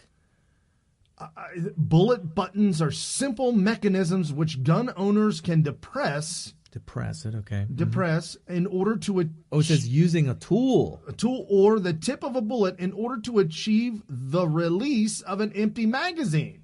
So you have to use a tool instead of just your thumb. Yeah, I don't understand why that's so... But their whole point is they want it to... so that they can stop someone from quickly reloading another magazine. That's the whole point of this article. Well, if you're under siege, obviously this is a disaster. You'd be screwed. You might as well pick up a musket. You know they actually sell muskets. You're going to end up having to buy a 1,000 round magazine so that you don't have to keep on finding your tool to release it. That's crazy. Obviously, totally unconstitutional, 100%. Once you understand why we have the Second Amendment, so this is by the socialist communist Governor Jerry Brown. You guys voted him in right after the fake Arnold Schwarzenegger. Arnold Schwarzenegger was a placeholder. And to trick you conservatives, he was married to a Kennedy. It was to trick you, to let you know all conservatives suck. So you got to go back Democrat again. Well, there's a lot of other ones that can do that for him. I mean, there's a lot of pretty sucky Republicans. Right. So and then we got Nancy Pelosi, we got Barbara Boxer, we got Maxine Waters, and we've got Dianne Feinstein. The craziest four out there. They're all out there in California, all running amok and wreaking havoc, along with Jerry Brown. So if you got, how do they keep electing these people? If you got Governor Jerry Brown, and you've got, hold on, how much can one state take? Governor Jerry Brown, Nancy Pelosi, Maxine Waters, Dianne Feinstein, and Barbara Boxer. How many more insane? Is that 5 or 4? 5. Fab Did I say 4? Yeah. 4. I don't know. I threw Jerry Brown in there too. Well, you should. Yeah. And he's a legacy too. So him and his and I know I'm missing a handful of others. Oh, I'm sure. Warner, isn't he from California? Mark yeah, Warner? He's like really bad, isn't he? I don't know where he's from, but I have to look it up. So here's apparently Nancy Pelosi has been doing these town hall events with CNN, all right, to talk to folks. And this video, I came across it just a couple of weeks ago. It's 4 minutes long, but you've got this exposes This is the two differences. This is the left and the right. This is the yin and the yang. This is the bad and the good. Oh, Warner's from Virginia, but he is a horrible Democrat. Yeah. Anyway, go ahead. A capitalist business owner tells Nancy what he's done and in his business, and what can she do to help Trump continue the greatness of what's going on. No, Yeah. that's too funny. Yeah, so check this. It's a town hall, no wonder. You've got to listen to her words. They don't make any sense, I know. But this is the platform. She was Speaker of the House. She could be again. Yeah. The Speaker of the House, if the President of the United States, God forbid, is incapacitated, and the Vice President is incapacitated, terminally, the Speaker of the House takes over as president. She was that close. She was 2 heartbeats away. She was there. 2 heartbeats away. And we knew how much they wanted to kill George Bush. Now, they openly speak about it now. Before it was kind of undercover, but now they openly speak about trying to go. They were worried about getting in trouble back then. Now it's just like, we're fighting a good fight, man. You got to resist. Well, you're fighting Nazis, Kerry. Yeah. And hey, if you could take a time machine back to 1935. Yeah, 35. What would you do? What lines would you cross? How far would you go? How risky of behavior would you engage in order to stop Hitler? If you could be put in a time machine and go back to 1935, what would you do? And that's the mentality of the people today. They feel like they're in 1935 Nazi Germany. And the sad thing is that I would have gone to death. Right, but the thing is, there's no other answer. There was no other ansher back then. But you would end up getting killed by the Nazis probably, unless somehow you were able to pull it off. Even the Valkyrie guy, whatever his name was. Tom Cruise? Yeah, Tom Cruise. Even Tom Cruise got executed. Yes, he did. And he was very, very close to pulling off the coup. But the point is that you would have been right because we have the benefit of hindsight coming from the future. Right. I don't even need to be in the future to know that all these Democrats that think they're in 1935 Nazi Germany are wrong. They're totally dead wrong. And Rush talked about this all week, and I said I agree 100%. Not that I agree with him because he came up and said it. It's because I agree with him because I was already thinking this when he said it. Right. Somebody's going to get hurt. That's right. No, when he finally said that, I'm so glad. I'm so glad he finally said that because I was actually feeling that too. But I had felt it on other things. But other things that have happened when I was like, damn, Brian, look at these threats. And, hey, buy bullets, buy guns, arm up, get ready. We're going to chill. We're going to stay in our household. We're going to protect the homestead and everything like that. We're not going out looking for a fight, but make sure that you're ready to defend. And finally, Rush said it. He said, you know what? Somebody's going to get killed. This is a fact because of what Maxine Waters did either today or yesterday. I got the clip on that. And as well as G.I. Jane, her brother, I guess. G.I. Jane? It's Jane Fonda. Peter Fonda. Peter Fonda. Well, it's actually Peter Henry Fonda, but whatever. Oh, right, because his dad's name was Henry. It might have been an uncle. Okay, anyways. It's a whole, you're royalty when you're in Hollywood. It's as simple as that. So the violence, calling out for Barron Trump to be ripped from the mother's arms and raped by pedophilia, it is so wretched. Oh, not only that, but there's an article today. Did you hear that Don Jr., I'm going to get to Nancy Pelosi, don't worry, folks, I'm not forgetting. Did you hear about the article that Don Jr. did an interview with GQ magazine? Don Jr. did an interview with GQ. Didn't know that. Well, I don't know if they're going to stop it, if it's going to come out. Exclusive. Oedipal. Oedipal? I don't know how to pronounce that. It's Oedipal. Impulses. Okay. GQ magazine asked Donald Trump Jr. if he wants to have sex with his mother. Why would they ask that? The reporter writing for GQ's story, Julia Ife, was fired a little over a year ago from Politico for making similarly prudent accusations. You'll remember this. When she wrote a story suggesting that Donald Trump was currently engaged with his daughter.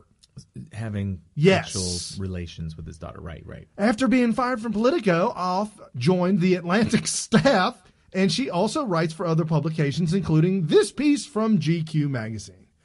Folks. Did she just flat out ask him? Yes. This What is an awkward, weird. There's something wrong with this author. Period. Obviously, there's obviously something mentally wrong with this author. Like, that's awkward. Could you imagine doing that to somebody? What is your obsession with incest?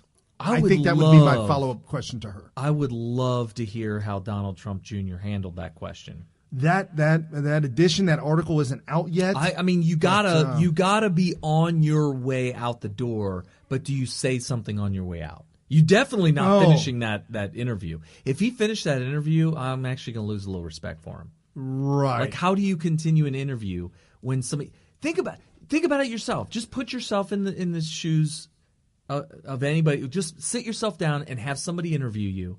Put it in your head. Just do the mental experiment in your head, and they ask you. So, if you're a woman, your father. If you're a man, your mother.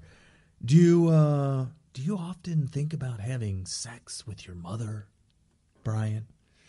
Have you ever, not just periodically or often, have you ever thought about having sex with your mother? And the answer you wouldn't hear it because I would get up and walk out and hold back from punching him in the face.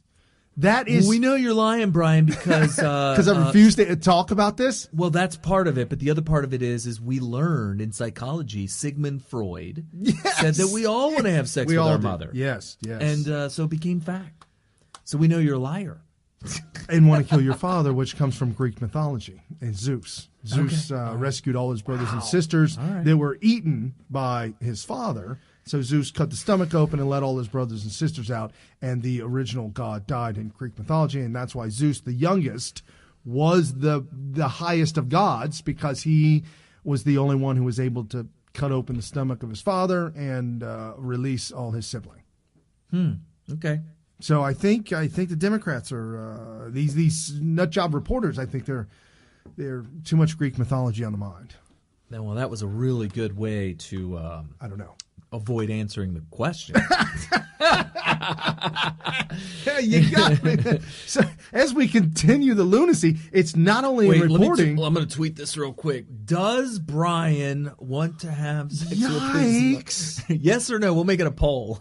Come on, man. Ridiculous. This is the first family. Could you imagine if they Malik and Obama's kids? President Obama, when you look upon your children. Yes. I can't even finish this. No, you can't. It's ridiculous. Wow. So that's a shocker. It's people despicable. Just despicable. So it spreads. Donald Trump derangement syndrome. TDS, also spreads into the liberal minds. So it's not just sycophant reporters, it's also liberal minds. And this is Nancy Pelosi in a town hall attempting to ask not a tough question, just he threw her a bone. It was a softball. Yeah. A little underhanded softball. Here you go. Slow pitch. Right. A little deeper into taxes. The next question comes from John Anferson. He runs a 100-year-old family business in Iowa and was invited to the White House because he says he benefited from the Republican tax plan. John, tell us your story. What's your question? Good evening. Hi, John. Thank you. We are a small business of 7 full-time employees that provide fertilizer and seed products to our farm customers. In Iowa? When the tax and jobs bill was passed, I gave my employees a $1,000 bonus plus a 5% pay increase that they appreciated very much.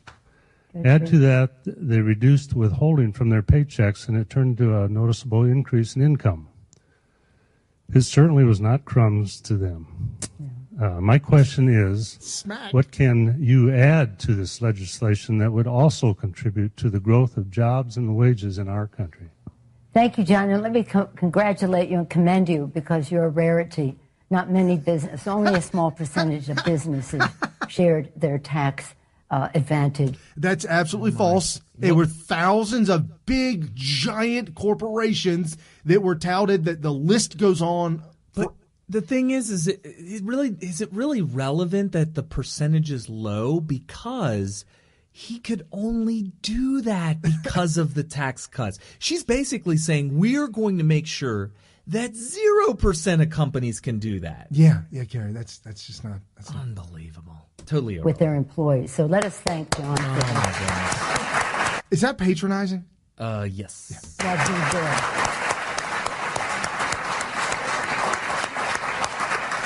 But let me say this, I believe that small businesses are, of course, the lifeblood of our economy. It's where jobs are created, capital is formed. I think there's nothing more optimistic than anybody can do, well, maybe except for getting married, than to start a small business. Can you explain that to me? I don't even know. Okay. It just seems like there's nothing more tasty than an apple, except for an orange. So thank you for the interest that you have in your workers. But for many small businesses, this is we could have done more, yes. Why should 83% of the benefits go to the top 1%? We should Why is that your business? Why is that your business? With small business. We should start with small business. And right now, many of the small businesses are saying to us, we're uncertain as to how we even benefit from what they call pass-throughs, because it's largely for businesses at the higher end and the rest, not to get all the way down. Wait, she's talking about pass-throughs? But does she explain what she means by pass-through? No. She doesn't want to get in the weeds with that. Well, she already got into the weeds by mentioning it. Okay. She's not going to explain it. She's intentionally trying to muddy the water. This is called muddying the water. Business optimism is through the roof. Mm-hmm, true. Unless she's talking to businesses in California that are fleeing the country, fleeing California. Maybe that's who she's talking to. Businesses in California that are very nervous because she lives in a bubble out there in California. Right. The weeds. But we should have started with America's working families, with the middle class, with small businesses, rather than have it be a smaller part of what that tax break would be. So we think that such a tax bill should be done in a bipartisan way, in an open way. Theirs was in the dark of night and the speed of light. Boom.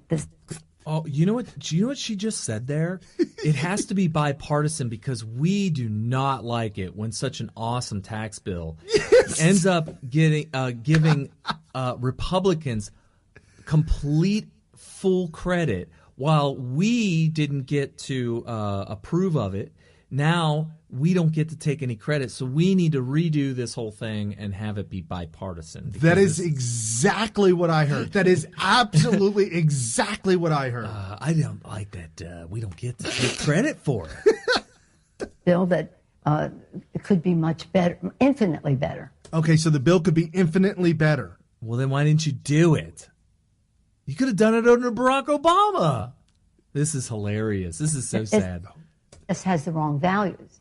It has the wrong values, Carrie. I don't know. Why?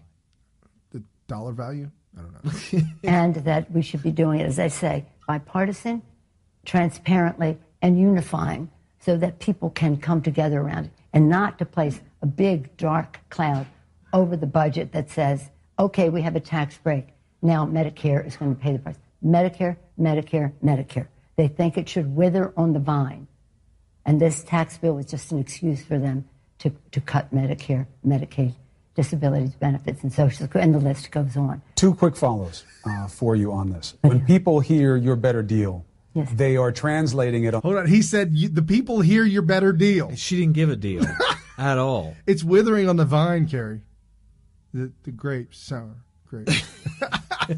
So what is he talking about, the vine? I guess we're making raisins. Sour grapes? Oh, that is true. It is sour grapes. Republican side, as Pelosi wants to raise taxes. No. She's going to raise taxes on the rich, and then we'll see what they do with the money, but she's going to raise taxes. So don't listen to what they say about deficits. Democrats love to tax and spend. He's got her squirming in the hot seat. She's actually literally squirming. Would you raise taxes if you get into the majority? Assuming the president would sign. It's counterintuitive in people's minds that the Democrats are the deficit reduction folks. It's counterintuitive in people's minds that Democrats are reduction folks. It's counterintuitive. Is she just throwing words together? Or is she trying to make a? She's trying to defend their actions, and it's she has to lie, basically. But the fact is, you look, when there's a Democratic president, the deficit goes down. When the Republicans are in power, they give tax cuts at the high end, and all kinds of other things, and the deficit, the debt, the national debt goes up. So she went from deficit to debt. Which, by the way, is actually like not apples and oranges. It's like apples and farm machinery. They're literally... They're on the same field?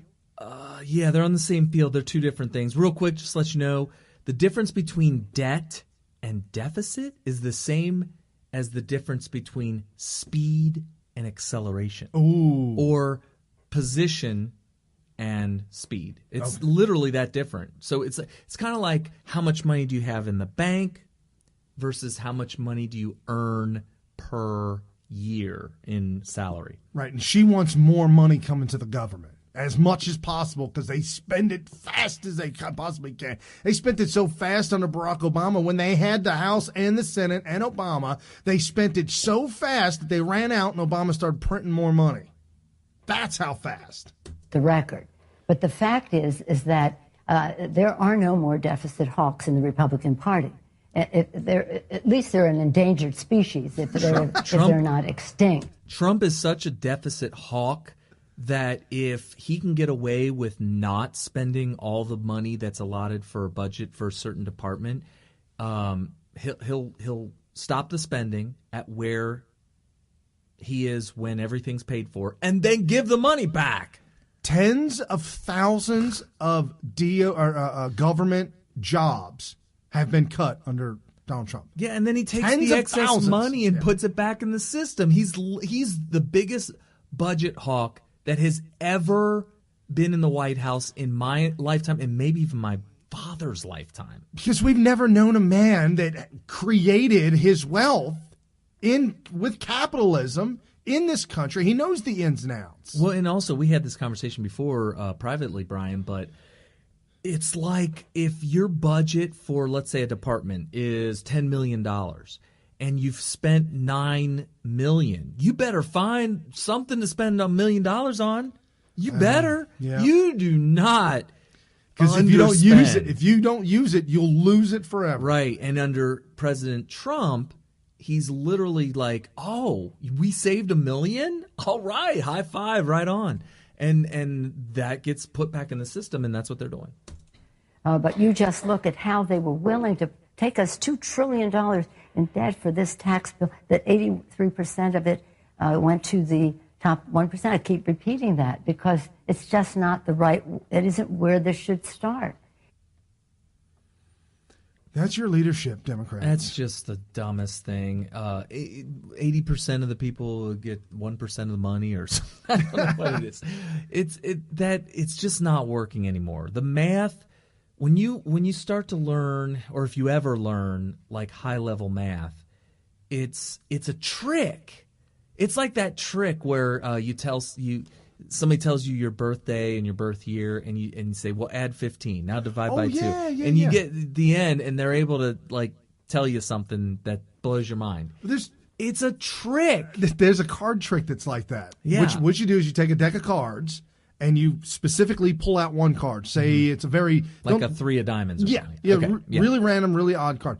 Take that card, like if you're a party or your house or whatever, and when somebody's not looking, like your wife or your kids or something, take that card and stick it in her purse or stick it in the kid's pocket if you can get away with it, or in their jacket.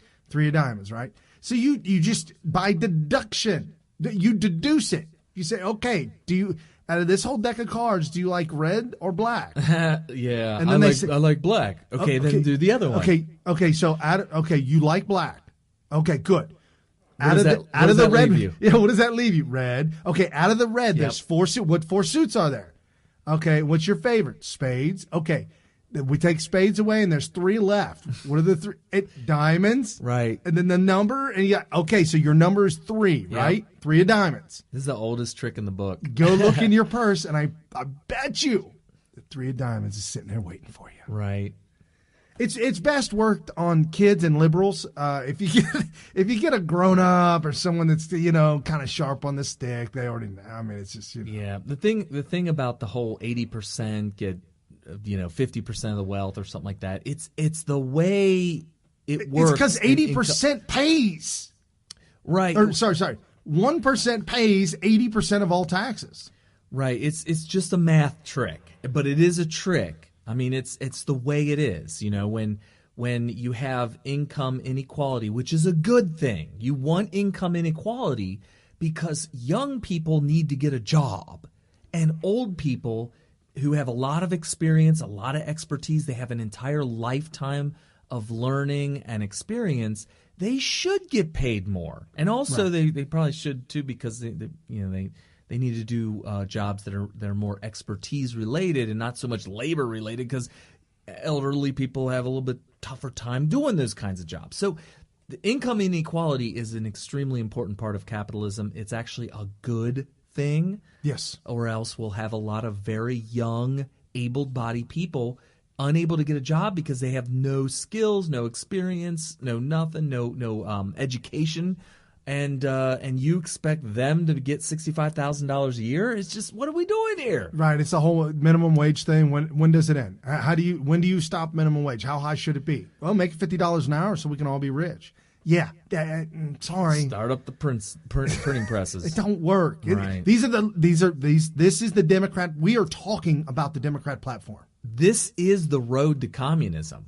When you start to say we need to keep on increasing pay until the highest paid person in the country is now what everybody else makes. We'll just print enough money to make it happen.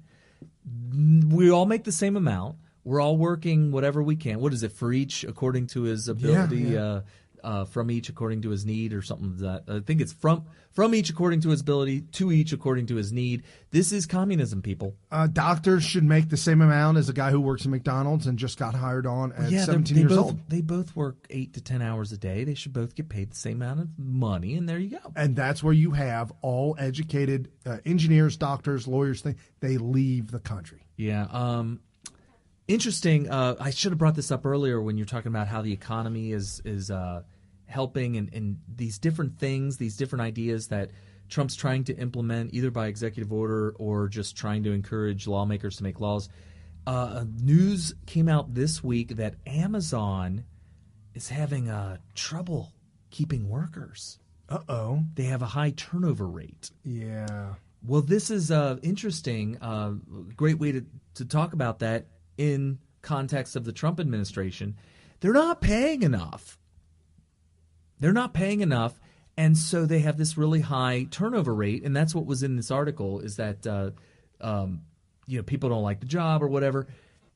This is what a great economy, this is how wages get raised. People go to work for a place like Amazon. It could be anywhere, but like Amazon, and they get paid, X amount of dollars per hour. And if it's not enough to convince people to say, number one, I'm going to stay until it's time to clock out. Right. And number two, on my next day of work, I'm going to show up and clock in. Okay. If it's not enough to do that basic thing, you have to raise the wages. Right? Now, in a bad economy, you can get away with the lower wage. And in a great economy like it is now, it's not going to work. So Amazon is just like, well, let's just hire as many people as possible. And whoever stays, well, good. That's a bad business model. Well, eventually they're going to run out of people. Right. That's bad hiring practice, because you're going to hire everybody around that city, and everybody, you're going to get a bad name. Well, not only that, but you're going to lose certain people that would benefit having, right? It's better. The better business practice is to do the Trump model, the apprentice model, which is hire some people, and if they're not great, fire them. Right. And then hire a new crop. And by the way, you overpay them a little bit. Go ahead and overpay them a little bit, because you're going to fire them if they're not great. Right. That's actually better. You keep doing that over and over and over again, and eventually you're going to have a great workforce. Amazon's literally doing the opposite. They hire as many people as possible, and the best people leave because they're like, oh my gosh, this is not worth it. And the ones that are like, man, the best money I've made in my life, they stick around. That's all they could earn. Well, you're losing the best people, and you're replacing the best people with the worst people. Hanger-oners. Well, the people that maybe that they have to. And you end up dumbing down the workforce until finally you have all the worst people in the city. It's the opposite. Overpay people and fire. You can't be afraid to fire. And you create a culture. You actually create a culture by doing that, and it's not a very good culture. Right. But the cool thing is the fact that there's such a huge turnover rate at Amazon is a strong indication that the economy really is rip-roaring. Yeah, you can quit. You can quit today and go get a job tomorrow. I remember that back in the late 80s, early 90s. I mean, I was minimum wage. I worked at a restaurant here and there and Kroger's and this and that. And the first time I got fired, I was nervous. I was freaked out. I went to a local restaurant. I said, hey, man, can I get a job? And he was like, you want to do dishes? How much you pay? Minimum wage. Okay, I got nothing else. When can I start? Can you start tomorrow? Yeah, sure, I'm in. That's how I got my first job. I was washing dishes for minimum wage. Yes. And I was like, first paycheck, I was like, $80. This is the most money I've ever seen in my life. Yeah, I was freaked out. I was freaked out when I crushed $123. Oh, that's amazing. Oh, yeah. I filled the car up. I had a 68 Cougar muscle car. It'd take a lot of gasoline. When my first paycheck came in, I remember thinking to myself, I am dropping everything and working as many hours as possible. Yes. That's what I was thinking. Well, think about this, though. If you get a kid, 16, 17, 18 years old, that sees that. Well, prior to that, I was making $5 a week in allowance. Okay, right. That is encouraging. I went from so much 5 encouragement to 80. Right. It was so much encouragement to go to work, to keep working, to learn more, to do more, to make more. Get my own apartment, get my own car. And now all of a sudden we got these millennials under Obama. Mm-hmm. Didn't want to leave. Did you hear the new reports? Millennials leaving the house. Oh. They're leaving. Wait, but what changed? They got money and they can afford an apartment. They can get a job. They got a job. Wow. I was doing work for a customer years ago. This customer he was a World War II vet, so he may be still around, I'm not sure. But he had a son living at home. Oh, you told me about this? Yeah. Oh, my goodness. And I was thinking, maybe there's something wrong with him, or maybe just temporarily special needs or something. Or maybe he's just temporarily fallen on hard times or whatever. But he hired me to do work that I felt that this is something his son could do. Right. And one day he came out, was talking, and had a little conversation with him, and his dad was right there, and I was like, there's nothing wrong with this guy. He said that in front of his son? No, I said that to myself. Oh, okay. This is my assessment based on a brief conversation. There was nothing physically wrong with him. There was nothing mentally wrong with him. And yet, he was having his dad hire a contractor to do work that this is not skilled labor. It's not like I was carving a sculpture out of wood or something. This is something that anybody could do. You was using a chainsaw and you were cutting. You've seen that one where there's a flag cut in the front of that tree up there off the road? No, I was doing an ice sculpture.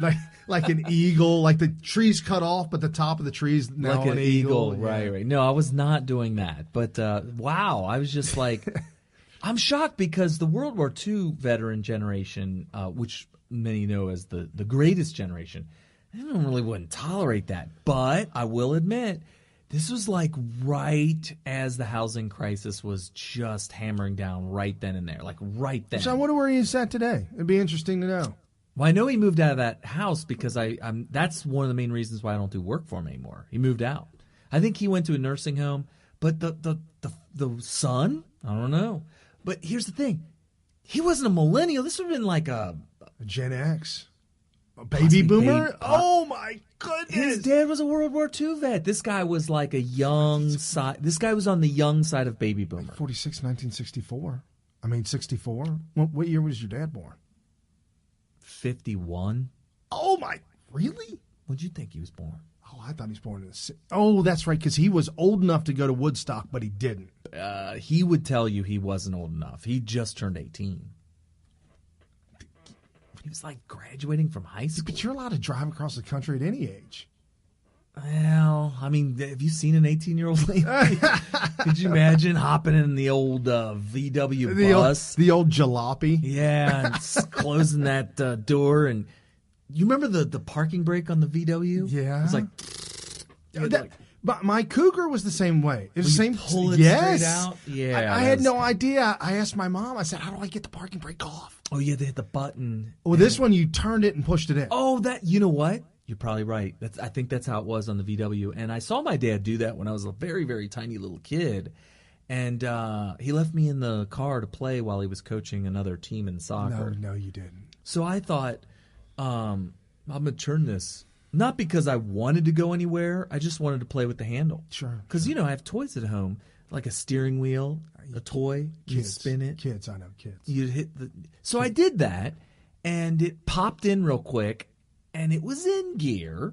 You'd be all right. No, there was not much compression. It was in like fifth gear? It was in second, I think. Oh. And it started going bloop, bloop, bloop, bloop, bloop, because the engine, it was moving. And I had a full-on panic attack. And because I was so young and small and weak and frail, I tried to reset the pull it back out. Oh, I barely. Like, by the time I pulled as hard as I could, it slowly came. You could feel the friction start to kick in a little. Yeah, it barely stopped me. So when my dad came back to the vehicle, I thought, he's got to know this moved. There's like 8 feet between the front bumper and the end of the parking spot. He came out, jumped in, got out of there, and didn't ever notice. Wow, he'll know now. Yes, he will. So, Dad, we almost lost the van and your son. So, just saying. Oh, wow. Anyway, so back to Trump's economy. I'm shocked that this week, Sarah Huckabee Sanders has had a phenomenal week. She has slammed the fake news media. She's gone off on them in the press conference briefings. It's just been one after another. She's incredible. And for whatever reason, she agreed that if Cuomo from CNN showed up in D.C., she would grant him an interview, a one-on-one.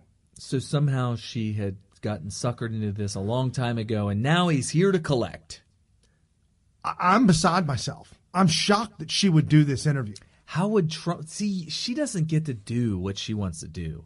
When you work at the White House, pretty much every professional decision that is made is at a higher level than you. Okay.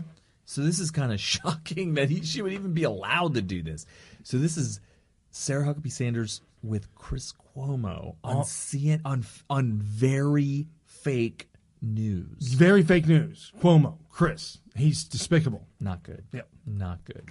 Absolutely. The economy, without question, is one of, I think, the president's signature moments in the first 500 days. Over 3 million jobs have been created. Certainly the fact that unemployment is at the lowest that it's been.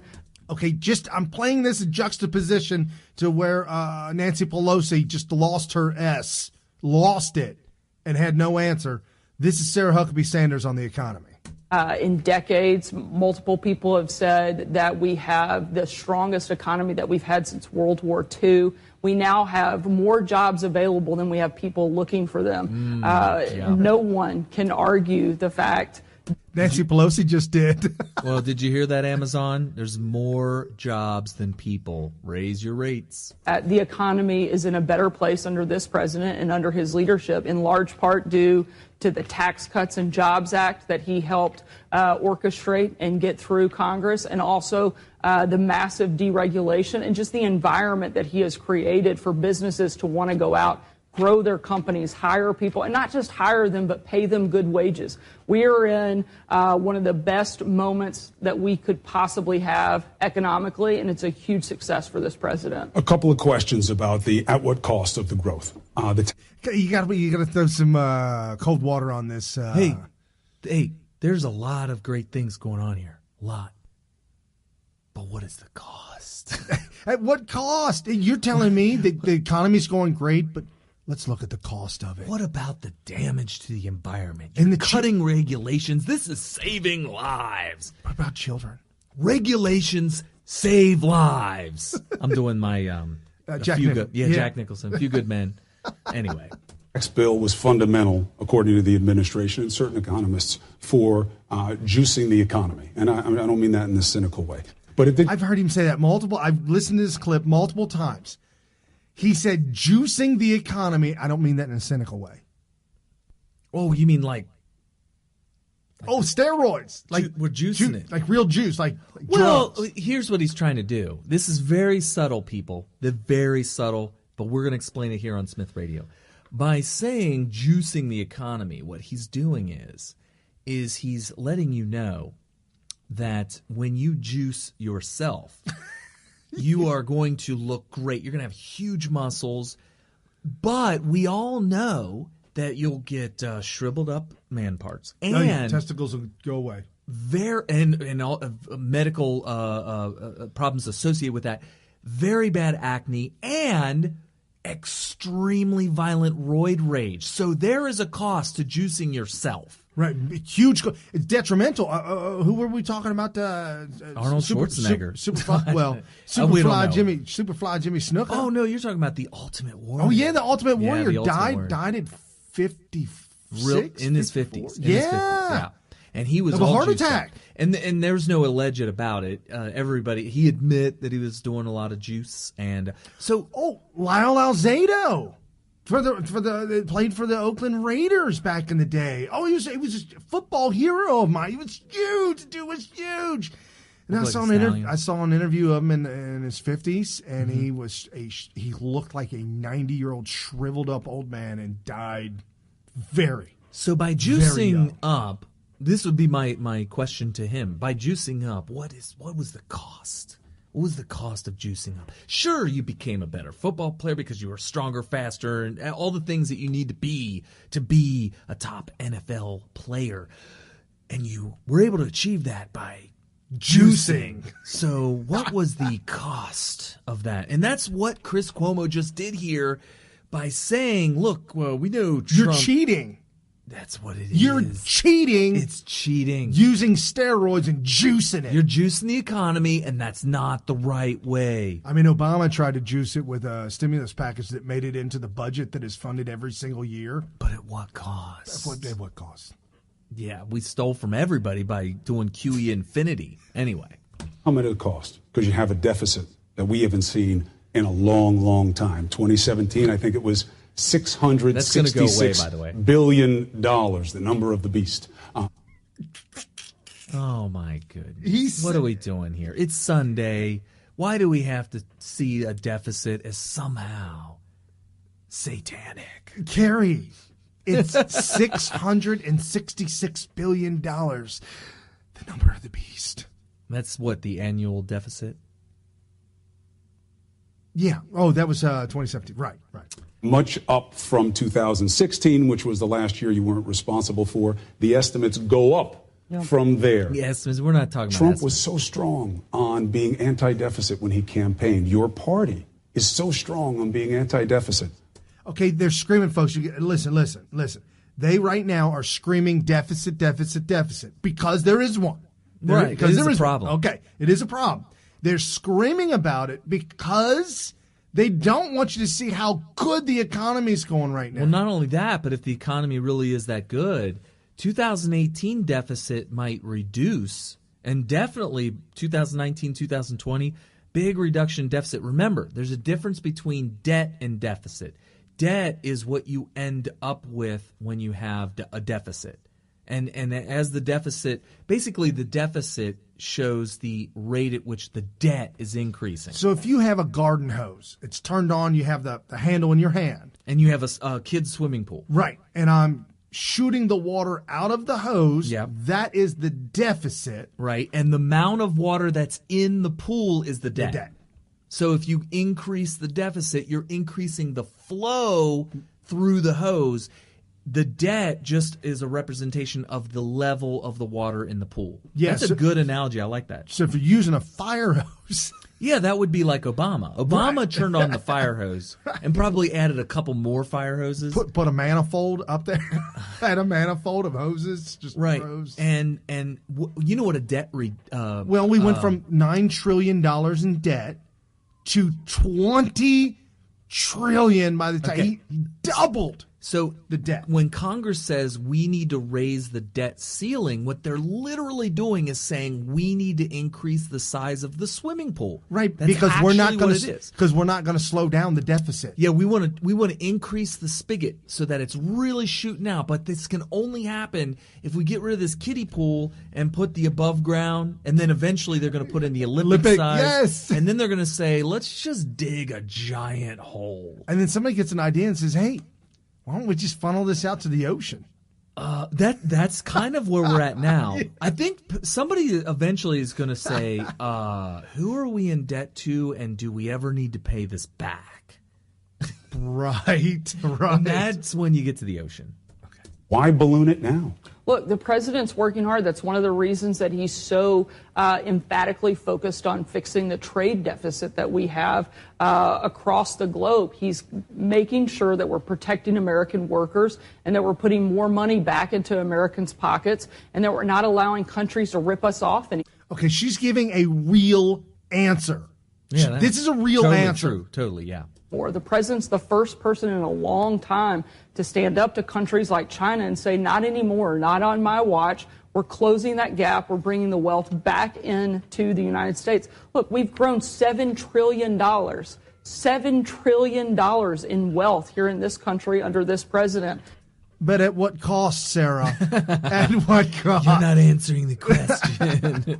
The deficit wasn't created in a day. It's not going to be fixed in a day, but the president is certainly focused on reducing that. One of the big problems we had is the fact that previous administrations had let our military just drop down, and they had to have a huge surge in military funding and spending to rebuild our military and make sure that the president did his number one job, which is to protect the people across this country, and he did that by making sure our military was fully funded.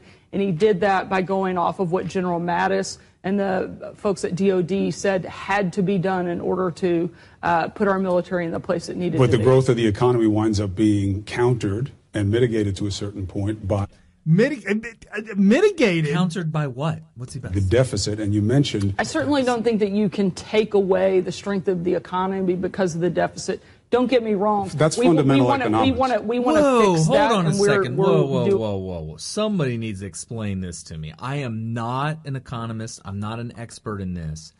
But what does our deficit have to do? He's making it sound like when we balloon up the deficit, that's going to hurt our economy. I guess what he's saying is that we need to service the debt, that it takes money out of the economy to have to pay the interest on that debt. Okay, I could see that. Okay, but if you got a rip-roaring economy, how would it mitigate? How would it mitigate the success? Well, because I'm assuming what he's talking about is the money is actually coming out in the form of deficit. Yeah, he's saying it's so bad. It's so bad that it's actually going to rip all the money out that you are making. Yeah, I don't think so. No, I think he's just pulling that out of his butt. Okay, go over. I just backed it up just a few seconds. Okay, cool. Mentioned. I certainly don't think that you can take away the strength of the economy because of the deficit. Don't get me wrong. That's fundamental economics. We want to fix that, and we're doing everything we can. But you can't take away the fact that this president has strengthened our economy and made it infinitely better. Ask any economist, ask any individual in this country, are they doing better under President Trump or better under President Obama? And I can tell you, based on the economy and the strength and the growth and the breaking down of barriers that this president has provided, they're better off under President Trump. Right. No, that's 100%. That's really what it boils down to, and I'm glad to see that Chris Cuomo didn't have much of an answer for her. I mean, because facts matter, and if the facts are on your side, you're going to have a hell of a time debating that. And we saw that with Chris Cuomo. Hell of a time debating that. He had nothing. No, he had nothing. It's different. That interview was like a 10, 15-minute interview. Unbelievable what she had to take from him because he doing mental gymnastics to try and trip her up. But see, the thing is, he doesn't know the facts. All he knows is he's got to trip her up. Brian, that's fundamental economics. It is fundamental. It is fundamental. When he said that, I was just like, wait, what? I would have almost been interviewing him at that point. I'm like, what are you talking about? Anyway, so I don't let them trick you into thinking that. Like if you think about your household, the way you run your household, obviously we would want to run the country a little bit more like our household than it has been over the past century. You spend money that you don't have.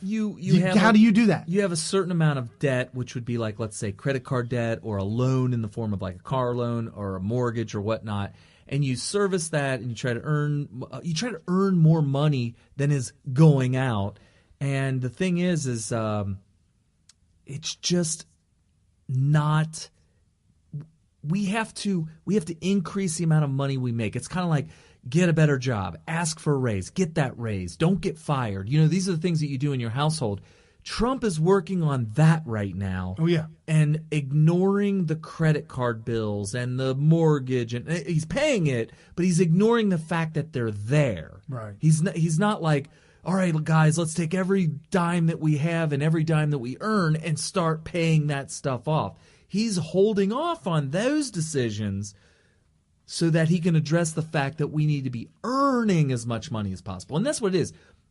When we're out there creating businesses, creating jobs, producing more in the form of businesses opening up and growing in America, that's equivalent in a household of the breadwinner getting a raise or working more hours or whatever. That's really what it is. Deregulation, tax cuts. He knows what it takes to make a business operate. So why wouldn't he know what to do as president to get that to happen? He knows what needs to happen. Yeah. Let's continue with that analogy, the household. A regulation would be like a rule you put on yourself. So like, let's say, for instance, you're not allowed to set the alarm earlier than 8 o'clock in the morning. Yeah, never. Not allowed to. Never. And you have to be home for dinner by 4 o'clock. Those are the regulations. Right. Rules. So the only time you can work is between whenever you're going out to work after you wake up at 8 o'clock in the morning, and you got to get your butt back for dinner by 4. That's the only hours you can work. You know, that would be an example of Trump cutting down those regulations. Is saying, so you can work whenever you want. You could set your alarm clock for whenever you want. And, if you want to come back from work for dinner at 6, that's cool too. Or whenever. Are you working late tonight? Yeah. Good for you, man. And you know what? People are liking it. People are like, you know what? I'm going to grow this business. Yes. You know why? Because it's been so long of 65 million, or no, 95 million able-bodied people out of work during Obama's reign of terror. Yeah. No, absolutely. So Trump knows, here's what I need to do to juice the system. At what cost? Oh, man, Cuomo. I got to give him credit, though. That's creative. She should have said at all cost. What do you mean at what cost? That actually would have been all cost. That would have been a good counter. That's what we're going to grow this economy at all costs. But aren't we just stealing from their grandchildren, our unborn grandchildren? Well, when everybody's making more money than they've ever made before, and we've got purchasing power from everybody through the roof. Mm-hmm. And also, by the way, the tax revenue that just came in recently, record-breaking taxes that were paid record-breaking taxes were paid. So then she should have brought that up then, because I just thought about it just now. Well, the thing is if the whole idea is, oh my gosh, we got these record deficits. Well, that's what tax revenue's for. We got record taxes being paid. Okay, so then that counteracts the deficit. That's literally the taxes coming into the government is the opposite of increased deficit. Right. It's the opposite. It actually totally counteracts it. Yeah. So that's what the point is. The point is we need more revenue in the form of taxes. I like her tariffs argument. If we're going to be fixing our trade imbalance, that's another thing.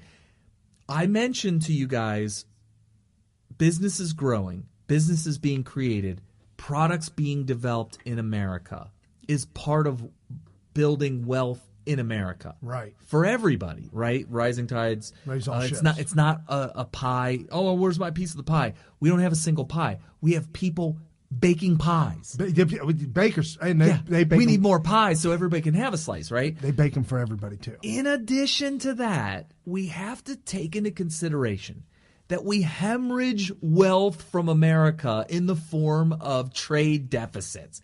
When Trump goes and negotiates on our behalf, we're hemorrhaging less money out in the form of trade deficits. That's money that we get to keep. So we got a awesome. I'm trying to think of the pool analogy. If you're hole in the pool. There's a hole in the pool. There's a hole in the pool. Trump's going around plugging up holes in the pool. That's literally what he's doing.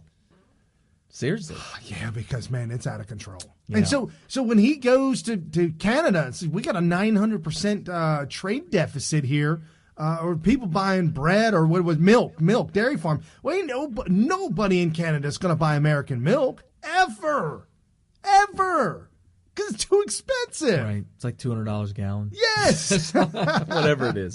So when he renegotiates those, and like Sarah said, I don't know a president that's done this. I'm waiting for I don't know a single one. I'm waiting for somebody to say, families have had to resort to feeding their children gasoline instead of milk because it's cheaper per gallon.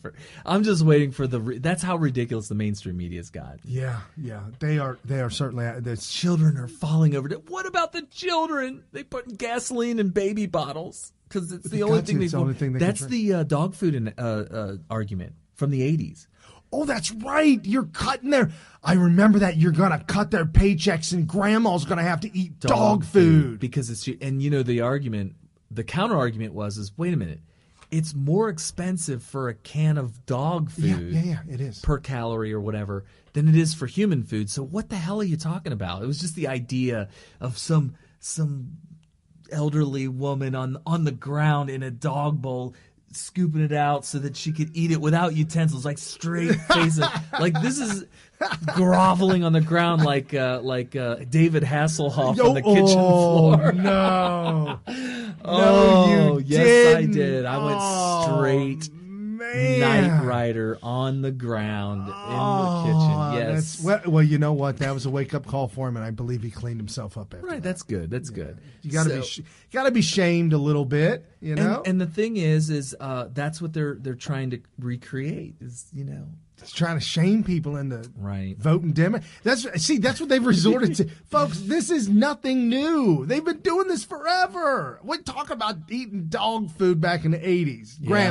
Grandma's going to be eating dog food because that's all she could afford. She can't afford no more than that. And we're like, somebody was that image is stuck in my mind forever. I remember actually thinking, this is how brainwashed we all were. I remember thinking about how horrible it would be to have to taste it because that's all you could eat. Yes. And you'd have to, we had a dog at the time. Yep. I remember the horrendous smell of dog food. I hated the smell of it. And thinking, gosh, what if that's all I had to eat? What if that's all we could afford?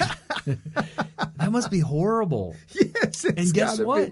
If somebody came up to me as a child and said, Carrie, do you think we should pass this bill so that grandmas don't have to eat dog food anymore? I'd be like, yes, pass it. Yes, you've got to pass it. Because you're talking to a child or a Democrat or a liberal. Talking to a Democrat and a liberal is like talking to a 5-year-old child. It don't make no sense sometimes. I was probably like 10, so I was old enough to think it through, but I remember thinking how sad it was. Yeah. So, but I do remember also hearing the argument that dog food is more expensive than people food and thinking, I think that's right. Because it's expensive to have a dog. Per calorie count. Right. The vitamins, the nutrients, the stuff that your human body needs. Well, you know the dog food that kind of looks like stew, like beef stew? Oh, yeah, actually, yeah. Well, if you went and bought the meat and the vegetables or whatever and the gravy and made that yourself for a human, but, made it tasty, not make it smell and look like dog food and taste like dog food, but did a stew, same exact quantity, much cheaper to do it human style. I would think so. Much cheaper, yeah. Mm-hmm.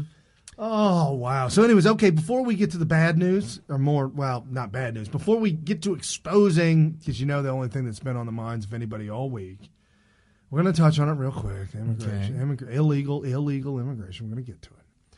But this week was on Tuesday. If you have the Smith Radio calendar, folks, which you should. What's wrong with you people? Go to smithradio.com or go to patreon.com. Either one you can buy. You can get I put the paper up in front. We need You're going to make people upset, man. I know they're going to think that they're black. You can never do that. You can't even do that on a real TV set. No, because professional cameras have a fixed aperture. Well, I can't fix the aperture on that. We spent thousands on that. I might be able to fix. You know what? I might. It is an Apple product. You shouldn't have said that. You're supposed to make it sound like it was a professional camera. It is professional Apple. $10,000. Oh, why would it flicker? The big studio camera. Then why would it flicker? Because I used to have a really expensive Canon. A Canon, camera, real expensive. It had an option to either have automatic aperture or fixed, and an option. And a lot of times I'd put it on fixed because I didn't want this stuff to happen. It was an expensive camera. It wasn't professional, but it was like a high-end consumer model. Okay. All right, cool. Anyway. So this Tuesday was, if you have the Smith Radio calendar, go to smithradio.com. You get the Smith Radio calendar. There's all kinds of awesome dates and things that throughout the entire year that you've never heard of before that are on there that'll remind you. Like one of our Patreons in the Smith Radio meetup group made the comment. He said, wow, I woke up this morning and thank God to Smith Radio calendar. I now know today, and this was a couple months ago, it was back in May. I now know today is the first day of Ramadan, warning all infidels. That's what it says on that day. It says, Ramadan begins, warning to all infidels. And we may have saved lives. And he knew that because he knows he's an infidel. He knew that.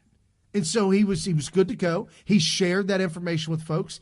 And and they went viral. Yes. They also shared this Tuesday, June 19th, every year, June 19th, is called Juneteenth.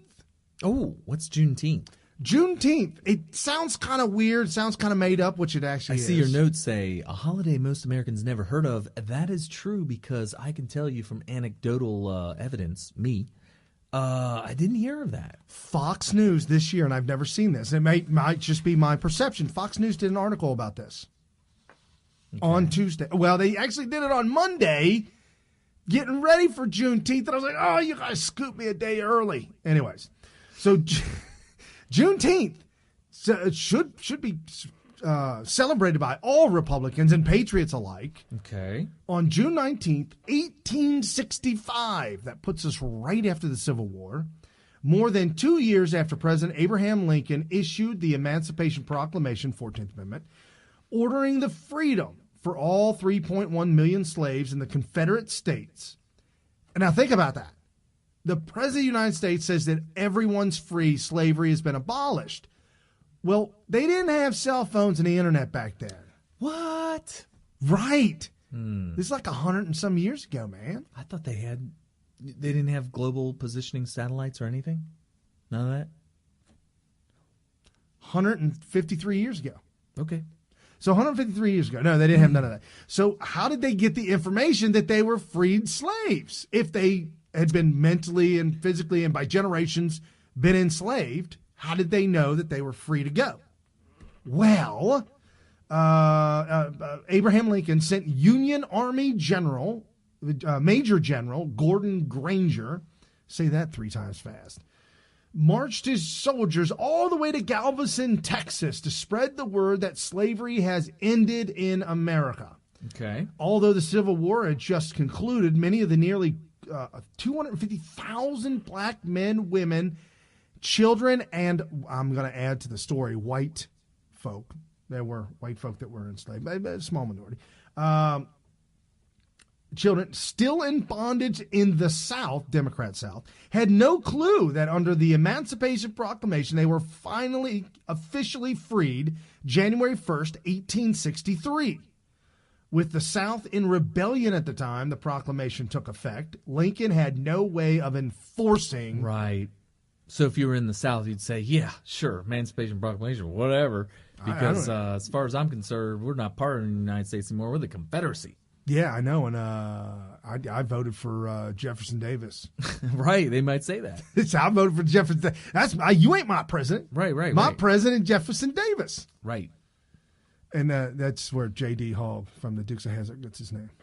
I had to learn that from you, by the way. I digress. Okay, all right. General Granger's announcement that the immoral and brutal institution of Democrats of slavery had a long last been abolished sparked widespread celebrations among newly freed black Americans, culminating with the establishment of a spontaneous holiday on June 19th, 1865 that they called Juneteenth. Oh, cool. Didn't know that. It's still celebrated in Texas to this day. Only in Texas? Well, I mean, well, when you explain that the Major General, he went through the South. Yes. Through the South. So it makes sense that this would be something that would be more widely known in the southern state, in that case, Texas. Right, southern states versus Cincinnati, because here in Cincinnati, nobody marched through Cincinnati and said, hey, Emancipation Proclamation happened. No, we did. We would have already known. We had signs up. Come over here. It's free. There you go. Free. Well, they already knew that. Yeah. Go north of the Ohio River. You're good to go. Cross the Ohio River, and you're green lit. So this thing about immigration, this damn thing about immigration. Oh, let's do one more happy story. All right, one more happy story. There's nothing sad about the immigration story. Well, just so many lies. Yes. So many lies. It's pure propaganda. Okay, this week in history. 3 years ago? 3 years ago, my Donald Trump. He came down. I love you, Ben Garrison. Ben Garrison is hysterical. I love all his artwork. He is at Grr Graphics. They're 3 R's, right? GRRR Graphics. Yes. Definitely, he's a fan of Smith Radio, follows us, Smith Radio. And this is the one that, Melania and Trump, as Trump is Moses, Melania an angel. Yeah, coming down from the escalator from heaven. They gave him a beard because it's like the Moses analogy, I guess. Right. With the tablets, the 10 Commandments, but it's not 10 Commandments because he's not Moses, he's Trump. Right. And his tablet, apparently written by God, MAGA, America First, Better Deals, Jobs, Walls, SCOTUS, yep, true, Peace Through Strength, Tax Cuts, Drain the Swamp, Lock Her Up, and Jerusalem, which is where the new embassy is. Yep, and you got a donkey holding a CNN microphone. We don't call them donkeys around here. It's clearly a jackass. Yeah. He's a big joke, zero chance. Hee-haw. Yeah. He's holding the CNN microphone, so he is a CNN journalist. And Democrat operative. Right, which is why he's a jackass. Right. Perfectly drawn by Grr Graphics. So 3 years ago today. And if you missed the beginning of the show, I'll play it again, but there's a clip that we played at the beginning of the show that a guy in 2011 had a prophecy. God spoke to him, said Trump's going to be it, going to help Christianity, help the Christian movement, more freedom. And folks, if you don't think we need Christianity now in America more than ever, whoo! It's absolutely the removal of Christianity from our culture has sparked just so many tragic events, and that by the destruction of the black family, where I don't even know the numbers. I think are staggering. 79% of black children are born out of wedlock. I got this stat from Mark Dice. Mark Dice did a video this week. It's a really good clip. A little bit controversial, and he got demonetized for saying it, but he said in the black community, 1 out of every 2 black female Americans have herpes. That would get you demonetized. Just the words. Flat out. Just the words. Just saying it's those. a fact if it's true. If it's true, I mean, he's stating a fact if it's true. So I'm assuming he wouldn't say a lie. I don't think we've ever caught him in a falsehood or trying to say something not true in order to mislead you in any way, shape, or form. It could very well possibly be that he did, but I'll just take it on face value and say it's a fact. If that being true, we know sexually transmitted diseases happen to be a phenomenon that is the result of lack of monogamy. Lack of monogamy, as well as just going ahead whatever you want, whenever you want. So no rules, no regulations, and the gift that was given to a husband and a wife by God, the gift of that special gift, that you sex, yeah. Anyways, has been just thrown around willy-nilly, freely, just whatever feels good, do it. If it feels good, how can it be wrong? Right. So it gets out of control, and now we got to the promiscuity that is out of control. So it's a Democrat culture that has caused that. 100%, because they want. Don't say, oh, Brian Kerry, you guys always blast on them. No. To have the 10 Commandments, which are just excellent rules to live by, if nothing else. If you don't believe in Jesus or God, or you don't believe in none of that, that's fine. The 10 Commandments are just a really good way to have a good life. Because if you do what feels good and you have no restraint, you will feel the pain in the end. Whether it be with herpes, that the gift that keeps on giving, you'll never get rid of that. And I know a young girl, and she grew up without a father. This out in California. She had a baby, and then was with another guy, and she's 19. And there is this disease, like this sexually transmitted STD that a woman can get, that causes cancer in the uterus. The cervix. It's like a virus that's the same kind of virus that gives you warts. And Lord! Yeah, that is like the thing that ends up giving women cervical cancer. And so now she'll never have another child. Thank God she had one. I mean, she had a baby girl, but that's it. That's it. Close the pipeline. It's all over with. It's a tragedy. Surgery to save her. Yes. But then she's done with reproduction for the rest of her life. Correct. All because Democrats say, do what feels good. No rules. Come on, man. The kids are going to do it anyways. That's their excuse. Give them condoms, and they're going to do it anyways. You ain't going to be able to stop them. Oh, somebody was telling me on Twitter that families are getting very angry at some of these schools that are wanting to teach children, if they so choose, to have same-sex engagements. They're willing to teach them how to do that in a safe manner. And who's getting upset by that? Parents. Well, they should. Yeah. What? Come on, man. That is not what we should be teaching our children in a society like this. Yeah, it's no moral society. Yeah, the whole thing's problematic. So okay, I don't know where I was going. Well, let me just throw this in there. I was fired up to kind of sew this up. Yeah.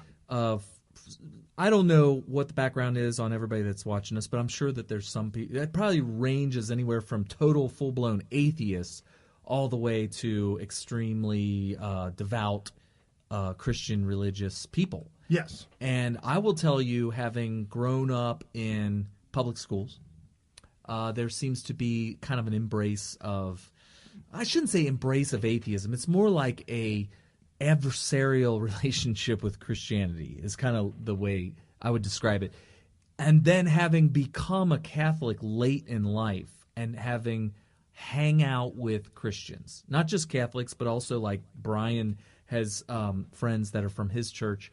And one thing I have learned, because we grew up in the public school learning that, oh man, if you don't teach the kids all this stuff about sex, they're going to do it anyway, and you're never going to be able to stop them, and you're just fighting a losing battle. That was the argument. And I was like, yeah, you're not going to be able to stop it. They need to know how to do it safely, Ken. And I remember saying this as a virgin. As a virgin, I was like, yeah, you ain't going to be able to stop them. Seriously, that's how brainwashed I was. Because I tell you what, if it was dinner was on my plate, you're not stopping me. Yeah, and here's the thing. No, here's the thing. I truly believe that I was the only person not getting sex. Oh, I believed I was too. Yeah. I was and I think that everybody else in the classroom, we all lied to each other. Oh, yeah, I'm getting it all the time. We all totally lied to each other. We were all virgins, but we were being brainwashed into thinking that if you have an opportunity, you got to do it because everybody's doing it. You don't want to be left out. Well, fast forward all these years later, and I'm hanging out with families that are, following the Bible, going to church and all. And I'm telling you right now, these families are way different than the families I grew up with. The children, when they start to come of age, they got a lot more respect for themselves. Right. Because they've been taught not the way we were being brainwashed as children, but they were being taught to, wait until marriage, have respect for yourself. And they're not like, as soon as mom and dad aren't looking, or if they go out of town, man, we're going to be having fun. No, they're like, if you teach them, the moral of the story is if you teach your children the right way, they'll go with that. They'll embrace it. They'll do the right thing. Yeah, they'll do the right thing. You got to have respect for your children's ability to choose to do the right thing. That goes in line with Democrats because they run the government because they don't trust that we'll choose the right thing. Oh, yeah, they do not have trust in any human being. No. Everybody. It's funny because in their mind, they're like, well, I know right and wrong. I may not believe in God, but you know what? I got the golden rule. Do unto others as they do. I know my morals. Do unto others before they can do it to you. That's what they're really thinking. Yes. Do unto others before they do it to you. That's what they're really thinking. So they think they got the golden rule and all that. But at the end of the day, they believe that, well, yeah, sure, I can do that because I know myself. I know how to have morals. But all of my neighbors and all the people down the street and that guy across the street and my family members, some of the bad ones, I don't trust them. I need a government to regulate them. Right. Need to have rules for every single decision that they may or may not make. Everything that's not prohibited is now mandatory. Right. That's socialism. That's socialism right there, flat out. Yep. And so now we got the Democrats down on the border of California. Yeah. Crying and screaming babies, ripping babies from the arms of the mothers, putting them in dog kennels and cages. And by the way, let's just start with this. Let's just get this right off my chest, right off the bat. Not only do I believe that Trump doesn't want to rip families apart, but I personally don't think it's a good idea in any circumstance with regards to people showing up at the border. You show up at the border. You remember we've actually said this story several times on Smith Radio. Do you remember when I told you about that audio that you told me you heard yourself of Anthony Robbins talking about the projects and how he had two sets of projects. One set of projects was just tore up, and it was actually a taxi driver who was involved in what happened to these projects. Said, how old do you think these projects are? Just tore up. There were broken windows, broken doors, everything's beat up, trash everywhere. He said, I don't know, it looks like it's about 20 years old. Couple. And he said he thinks it looks like it's about 20 years old. The guy who knew was like, no, this is 2 years old. Oh my gosh, what happened to this place? It looks terrible.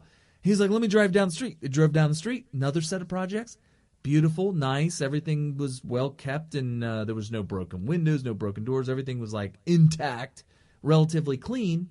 And he said, well, how old do you think these projects are? And he said, they just put them up. I just built them, brand new. Yeah, they look brand new. He said, they're about 2 years old. Wow. So about roughly the same age as the other projects. So Anthony Robbins was like, what's the difference? Why do they look so differently?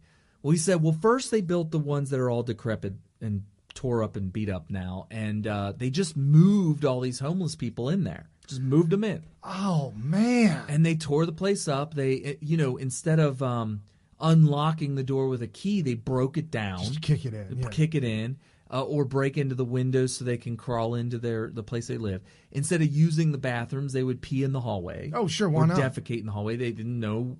They didn't know. So they realized these people didn't know how to live in normal places. So when they built the second projects, before they moved people in, they taught them what to do, like how to use the bathroom, how to open the door, how to unlock the door, how to open and close the windows. And, and you remember, we've told this story several times on the show.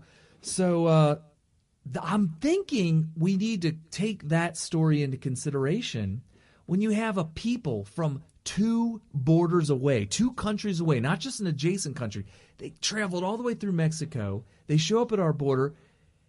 They probably don't have a clue what our policy is, what the procedure is. Everybody's like, why don't they just go to a consulate to ask for asylum? Go to the front door. Go to the front door. Go to a consulate in Mexico. Go to a consulate wherever.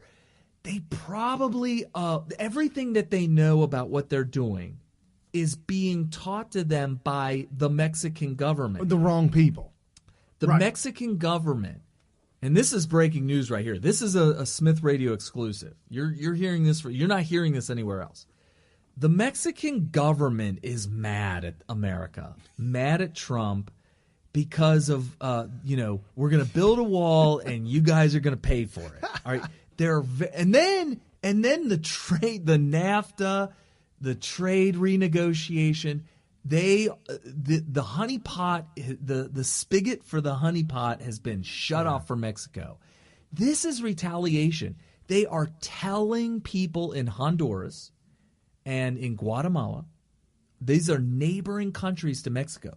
They are telling their poor and the worst people, whoever it is, to come on into Mexico and we will guide you to America. Yeah, you got 60 days of freedom. You can freely walk through Mexico. They probably are helping them. They're probably feeding them. They may even be housing them. We don't know this for sure, but come on now. How do you get them? Come on now. Yeah, how do you get somebody with no money, no shoes, no nothing? It says 2,000 miles.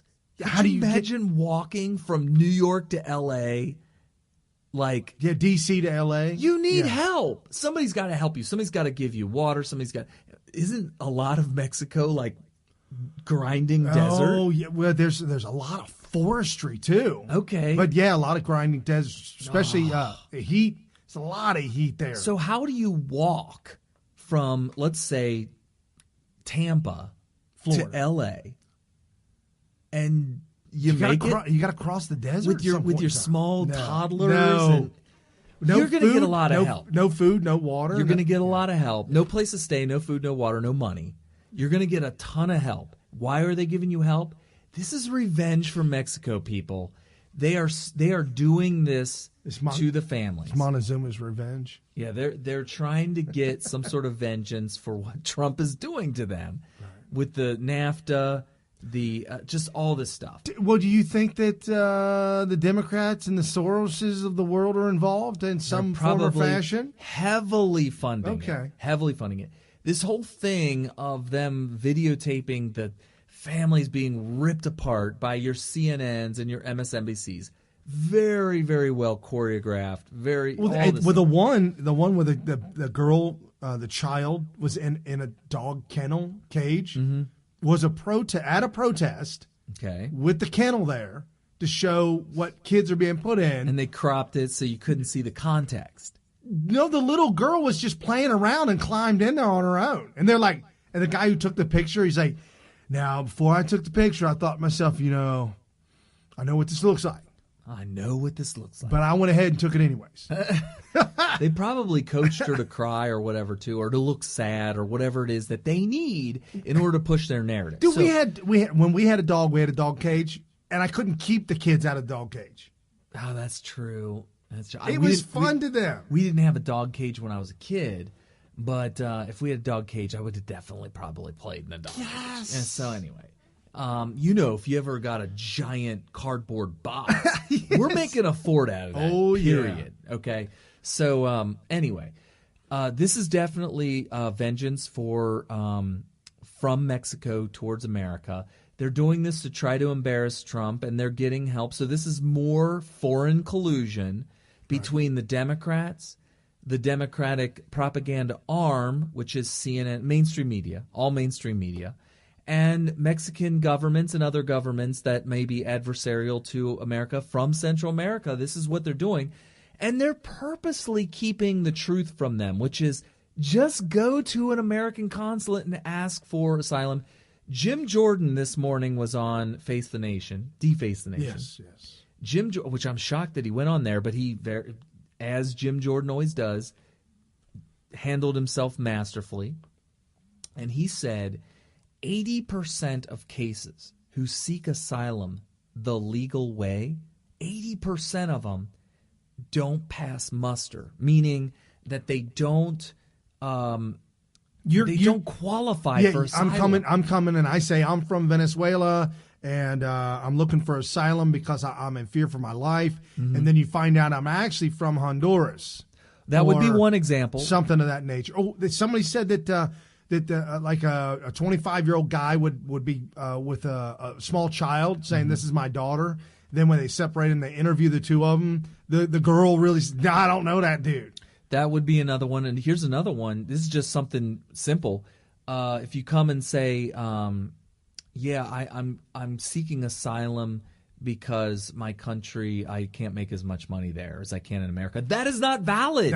You will not be granted asylum for an excuse like that. Or the weather's just so bad. Or how about this one? This is actually probably figuratively poetry, but the grass is just greener over there in America. It sure is, Kenny. I've seen pictures. The grass is greener. I have dead grass in Honduras. I can't get it to get green. I know I can get green grass in America, and I need asylum for that.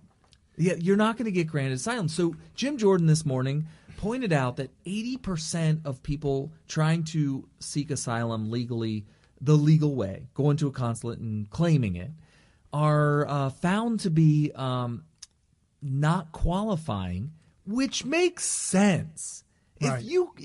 If you granted asylum to 100% of people seeking it, I would say somebody needs to revisit the rules that are applied to asylum seekers, because something's wrong if you're getting 100% success rate in seeking it.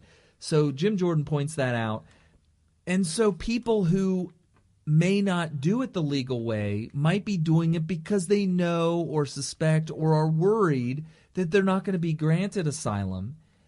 And there's a reason for that, right, Brian? I mean, absolutely. There's a reason why we don't just accept anybody who's seeking asylum. It's because we don't accept every single person trying to seek asylum because it might be something that's frivolous, you know? It's like trying to sue somebody for $100,000 for a slip and fall in the store.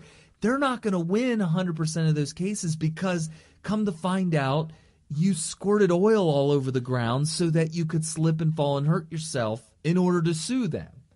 Right. So the Washington Compost.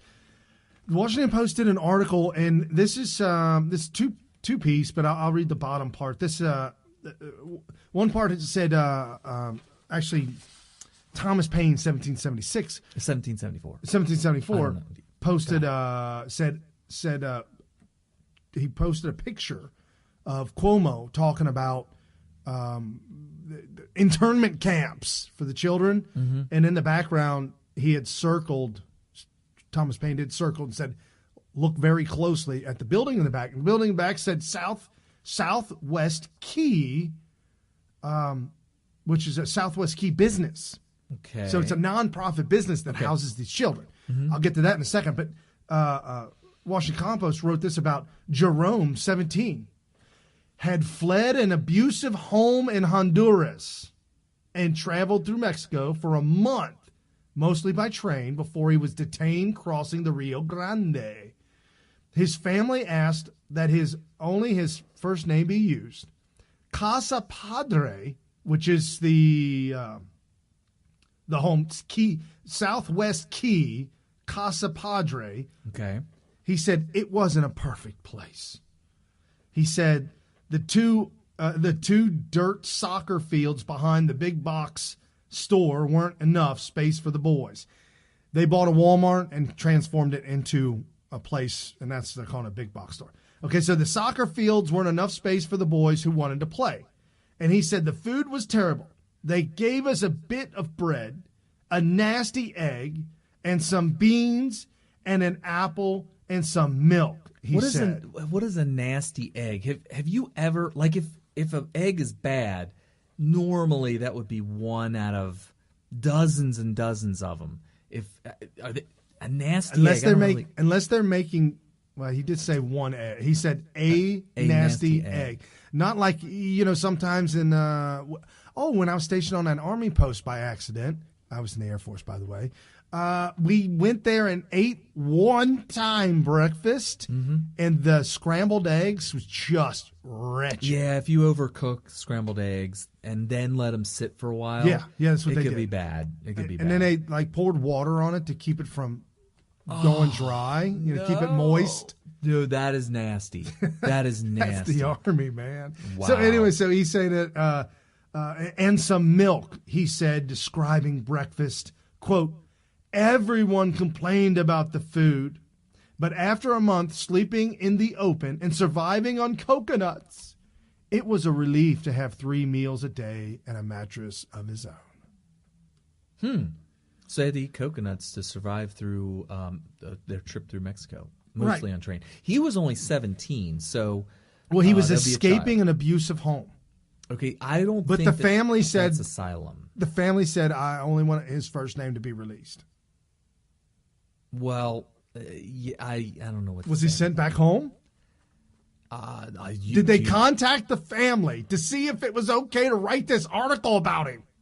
Apparently, if they said the family said, please only use his first name. Man, something stinks.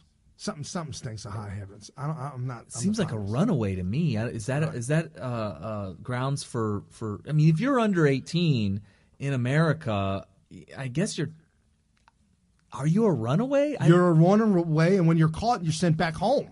Yeah. Social services gets involved and finds CNN out. would call this kid a kidnapped victim. The United States. This was reported this week. The United States is kidnapping children. Yeah, because that's what we do.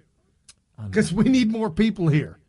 They're actually using kids this age, under 18, as coyotes, because if they get caught, they can't go through the legal system that an adult would as a coyote. They're using kids, 17-year-old kids. Yeah. 80% of the girls females that make the trek up, 80% have reported being raped. Right. That's actually surprising that the number is that low. Yeah, I would be shocked. I mean, so 20% are escaping through. That's pretty amazing. Oh, they're showing up at the border with the Plan B pill in pocket.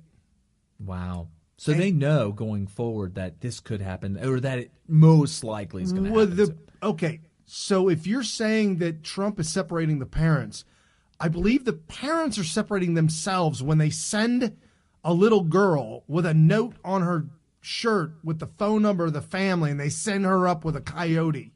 Yeah, that's how can we be responsible for what's going on here? This is the chaos that Obama has wrought. Right. This has festered for 8 years, and this is the result. Just like we talked about 2016, 2017. We were sowing the seeds. In 2018, we're reaping the rewards. Right. And you remember, Brian, you certainly remember this, and for those of you listening, there were reports, very credible reports, coming out during the middle of the Obama administration that they were showering places like Honduras, Guatemala especially. I remember Guatemala was definitely mentioned, and a whole bunch of others, these small little Central American countries, with flyers telling people to come to America. You're fully welcome, and that this is the list of awesome benefits you'll get if you can make it here.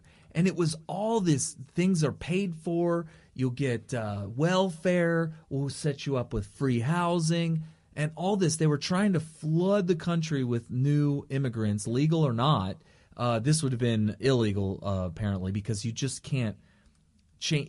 These are laws that would have to be changed by Congress. It was kind of like, just give them flyers and have them show up at the border. You won't be arrested, or if you are arrested, you'll be immediately released, and just get lost in the country. And by the way, we'll bus you to wherever you want to go.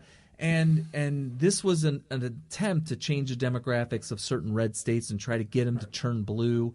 And this is what was happening under Obama. Well, here we have Honduran refugees or immigrants or whatever. A runaway. Well, he's a stowaway. Well, I'm talking not. That's just one example. I'm talking hundreds and hundreds, maybe even thousands or tens of thousands of whole families from Honduras showing up, having only known the flyer that says if you show up, you're going to have free pass. Yeah, they didn't know that there really are laws on the books. Yeah, so just to sew up the story of not knowing, just like the Anthony Robbins story, these people are showing up not knowing that they're not only going to get arrested and detained for a long period of time, but that if they're with their children, that they're going to be separated. They don't even know. Right, and if the Democrats can wreak havoc and cause this to be a major, full-blown 5-alarm fire Newsweek story all week long to cover for Hillary Clinton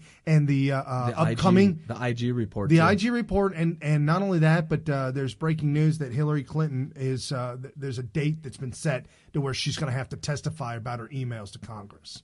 That's good news. I mean, they're definitely they're trying to distract from the IG report, Hillary Clinton bad news, and also Barack Obama was involved. He's implicated in all of this. I mean, he was when the buck stops here, where is here? The White House. And who was in the White House? Monica Lewinsky. Obama. Slip. Sorry about that. Big Mike was in the White House. Big Mike. Anyways, for the first time in my life, I'm proud of my country. Okay. Yeah, right. Okay, so we're running out of time, but really, really quick, there's another side to this story of the immigrants and the money and the housing. Well, nonprofit organizations apply for government money to buy. The one company, Southwest, bought old big box stores like old Walmart and renovated it, right? And they get paid by the government to house all these kids. Okay. Well, the media is hiding the influence of donors, big business lobbyists, like your Soroses and stuff. Yep. Okay. And a boom for Southwest Key. The unusually high number of unaccompanied immigrant children crossing southern border in recent years has been good for Southwest Key's business. Oh. The organization has received more than $1.1 billion. This is taxpayer money, people. To shelter minors since 2014. So he got the money from Obama. So this is not just a donor. Is in order to house these children, they need donations. And they were able to amass $1.1 billion. You're saying this is the government's giving them a check based on how many kids show up. Yeah. So we're all paying for this. Yeah. $1.1 billion, including $310 million current fiscal year. So that's almost $1/3 billion right there. Yep. Federal spending records show 2 decades later, Southwest Key operates 26 shelters for the immigrant youths in Texas, Arizona, and California. The growth has been accompanied by increased compensation for executives. By 2015, President Sanchez compensation was $786,000, according to the forms filed with the IRS. The following year, his Southwest Key compensation nearly doubled, $1.48 million, according to IRS. It's almost forms. $1.5 million in a year for the president of this nonprofit organization, which, if you consider Where'd that increase come from? Well, it's been the increase in the amount of children that he's housing. That's his personal paycheck that doubled. From working as president, though. My point is that the reason it would have increased is because some part of his compensation has to be tied into the number of refugee children that he gets, which kind of makes me wonder, is there corruption involved? Well, hold on. He says the change reflected a retirement contribution. Okay. Because rather than a salary increase, recognition of previous years spent working for a low salary, which they don't list in the Washington Post, and no benefits. He says, quote, "We had nothing." He said of the like the Clintons. Of the early years at Southwest Key, no benefits, nor 401k, no insurance. We just got out there keeping kids out of prisons and jails. His wife, Jennifer Sanchez, a vice president of the organization, her compensation totaled $280,000 in 2015. Irish filing. Well, if that's what it was in 2015, it's going to be a lot more. It's over $250,000. 2016 and 17 is going to be a lot higher. These people are very rich. Okay. Rich. And here's the graph. There's the graph. Southwest Key, compared to every other recipient, they hold almost half of all money given out. They receive almost half of that. And you can see where it's gone from 08 to 12 to 14, 16. It's a bar graph. It keeps going up.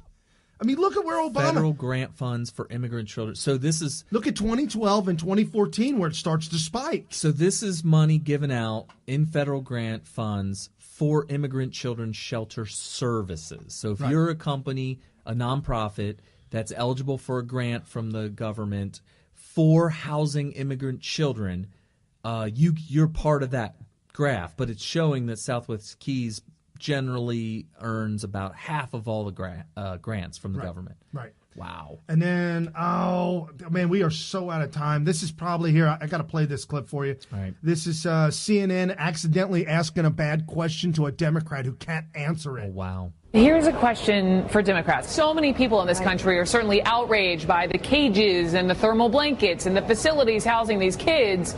You know, they were all there in 2014 under President Obama. And my question to you, Senator Baldwin, is did you speak up against them then? She's fired. On this issue that we get into a moment where we're making progress, and then when it stalls, we turn around. What? Yeah, buddy. That was CNN accidentally asking a good question. You do not ask questions like that on fake news, and definitely not on very fake news. No, not at all. Oh, my goodness, folks. This is the Fast 3 Hours you're going to spend anywhere with anybody. Share this with your friends and your family. Hit the like. I don't know why I have to say it. If you're hit watching the like. Hit the little heart. Hit the heart in the corner. Yeah, hit the hearts. Yes. Give us some hearts. Follow us. Watch the scopes throughout the week. Catch you here next week. It's every single Sunday, 5 to 8 Eastern time. And go to smithradio.com all week long. You see the replay. Awesome. See you guys. With unfathomable power. What kind of power? That's the first unfathomable. It's without fathom.